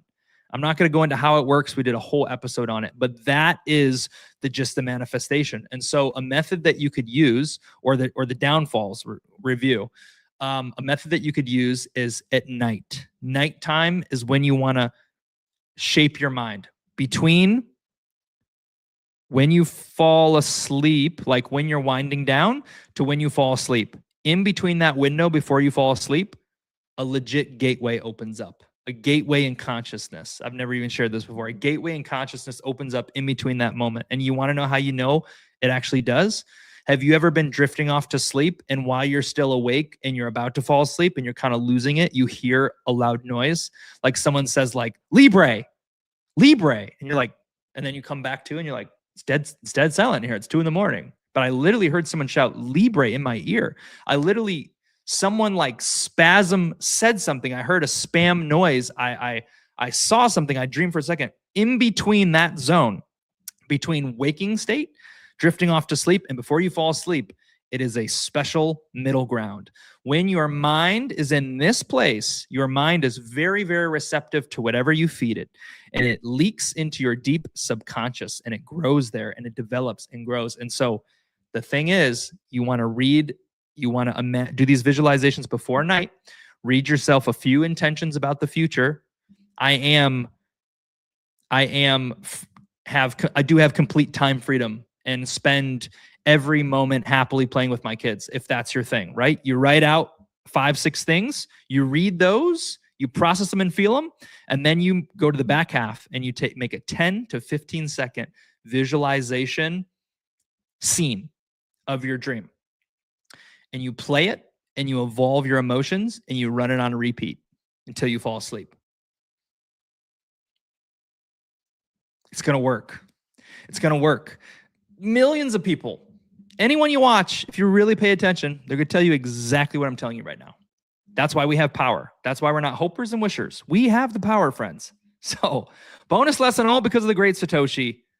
Manifestation, we have it down. Tap in, take advantage, apply it to your life, apply it to the dream. That is what's the magnet. That is what's the magnet. We are magnets, okay? All right, it's getting late. I got to crush in my DMs. I got to go to the store, buy water. 2.5 hours. It would have been nothing without the dreamers of the world. Thanks to everyone who showed up and hung out with us. Oh my gosh, and we had a secret friend show up. Starseed. Hello, dreamers. Hello, Starseed. You would have freaking loved this episode. I'm not someone who re-listens to replays, so I can't expect you to, but gosh dang, it was a good one. It was a good one. Good to see you here. Glad I caught you here. Yeah, I'm sorry. This was 2.5 hours. I'm glad you could catch a little bit though. It's good to see you. I'm wishing you nothing but love. All the best. Thanks for pulling up with us. Yeah, shout out to all the dreamers being here, making the stream possible. We appreciate all you guys. Really good conversation, really good alpha, really good insights. I loved it. So we'll catch you guys on the next one. Tune in to us on Book Club on Saturday. We have a new outro video. We're still hitting the same book. Good stuff. Tons of good content in the pipeline. Oh, we're going to make it. We're going to make it, dreamers. We're going to make it. But it's nothing without you. It's not just me. It's not just the flip of the switch. It's on the dreamers. Sorry I was so heavy today. Not sorry. Yeah, we just had to say what we had to say. It's like space energy, but a stream, you're supposed to be polished. I got a little off track, but I enjoyed it. Much love, dreamers. Catch you on the next one. Peace and goodwill to you all. That'll do it, guys. I just want to take a moment to send my gratitude. Thank you to all the dreamers who show up here, who support, who dream with us. I want to remind you that the mission here is not just meme coinery and, hey, come show up and waste your time. We're on a mission here. You may not understand it yet. You may not fathom or dream this big yet, but we are here to build the largest community of dreamers in the world. Laugh if you need to. Get it out of your system. All dreamers start somewhere, and it starts with a vision. What I love about the world, what I love about actually meme coins especially, is that belief is the main character. Belief is the main source of everything. It all comes down to belief. And that is what we are building the dream on. Matter of fact, if you know about the book Think and Grow Rich, it's in here. We talk about desire and consistency and compounding and all these things. We're building this mission on laws and principles that have been universal and conclusive for decades. We're building dream in a way that has never been done before. We are a first mover, planting our flag in the space with full respect to the builders and the degens and everyone else who's built out this space. We're coming here as a newbie, as a first mover, and we're doing the opposite of everything you've ever seen. Our market cap may vary. Our holders may vary. Our volume may not be that sexy, but if you're hearing this message, you have a chance. You have a chance to watch the quantum leaps of improvement, step by step, moment by moment. It's revealed to you how the dream can change the world, how we can go from 2 believers to 10 to 1,000 to 2 to, and as it goes on and on, the dream becomes more and more undeniable. You know, there's actually 3 specific things that we're going to do that set us apart. And that's this. Number 1, we're building on unshakable belief. Belief is everything. Some use it. Murad uses a little bit, but we're using it at a level never before seen. We are giving you reasons to believe. We are showing in our consistency, stacking. Okay, number 1. Number 2, massive action plans. Some people have done them. Print out flyers, dress up in a chicken suit, go crazy. I've done these before. They make dreams come true. I've done them going 60%, 70% in. What could it look like if we go all in? What could it look like if 1,000 dreamers participate in massive action plans? I see a future that is undeniable, that is unstoppable. Why? Because the ticker is golden. It's dream. It's universal. It beats time. It goes for any sex, any religion. Everyone has a dream, but guess what? 97% of those people aren't going to see it come to pass. They don't have what it takes. They're not willing to go the distance, which is why so many have come to the dream and left. Because for most, seeing is believing. But if you're listening to this message now, there's a very good chance that you happen to be a visionary, or luck has found you and you are in the right place at the right time. It would be criminal of me not to encourage you to take a look at dream, use your best judgment, and consider buying a bag. When you paint a vision so vast as building the largest community of the dreamers in the world, doing the opposite, being a first mover, building Dream as a mascot. Did you know that that's who Dream is? Dream is a mascot. He doesn't maybe have a meme. He's not one of these OG cat memes that everyone truly loves. He isn't known yet, but he's becoming known here, the most successful cat in the world. This is a community where dreams become reality. This is a community, when it's all said and done, where you can come chase this dream together with us while simultaneously chasing your own. And to be very blunt and clear, that is exactly what I am doing in real time. And I believe that if I'm able to make my dream come true within the Dream Cat community, well, Dream is a part of that dream. And so it's like a vision on top of a vision on top of a vision. But with success, which of course I believe in myself, I do, Dream will become maybe even more than what we envisioned it to be. It's simple concepts, brick by brick, compounding consistency, 1 to 2 to 8 to 16, 32. I skipped a bunch of numbers, 120 something, stack. We appreciate you being here. We simply want to remind you of our intentions. We simply want to remind you to tap into your dream. We want to remind you to wake up, stop chasing. Perhaps the time of chasing runners is over. Perhaps a season of builders is coming. And when it comes, I don't want you to be late to the party. No one is building like Dream. Dream does not have a ceiling. If you want to investigate this yourself, I encourage you to go over to the website, dreamcat.xyz, and take a look with your own eyes. Most will not. When they hear about the dream, they look at the volume, they look at the chart, they dismiss it, and they keep going. 1,000 believers, it's just math. In this 54-page PDF, we tell you reason after reason, specifically why dream can change the game, why it's a mascot of tomorrow. We explain why I'm in Orlando, right? Why I'm here. It's for the dream. Check it out. Take a look. Do your own research. Buy, don't buy. We're indifferent. It's good either way. What we really want is for you to chase your dream and make it come true. And if you can do that and you don't buy a single token, we will win. Thank you guys for hanging with us. We hope to see you next week, every single Thursday, 7 p.m. EST. Next week, invite in a friend. Retweet it out. Share it. Are you really a dreamer? Why is your PFP a dog when it could be Dreamcat? Shout out to the dog. Shout out to my friends. Fine. Thank you guys. Take care. We'll catch you on the next one. Cheers.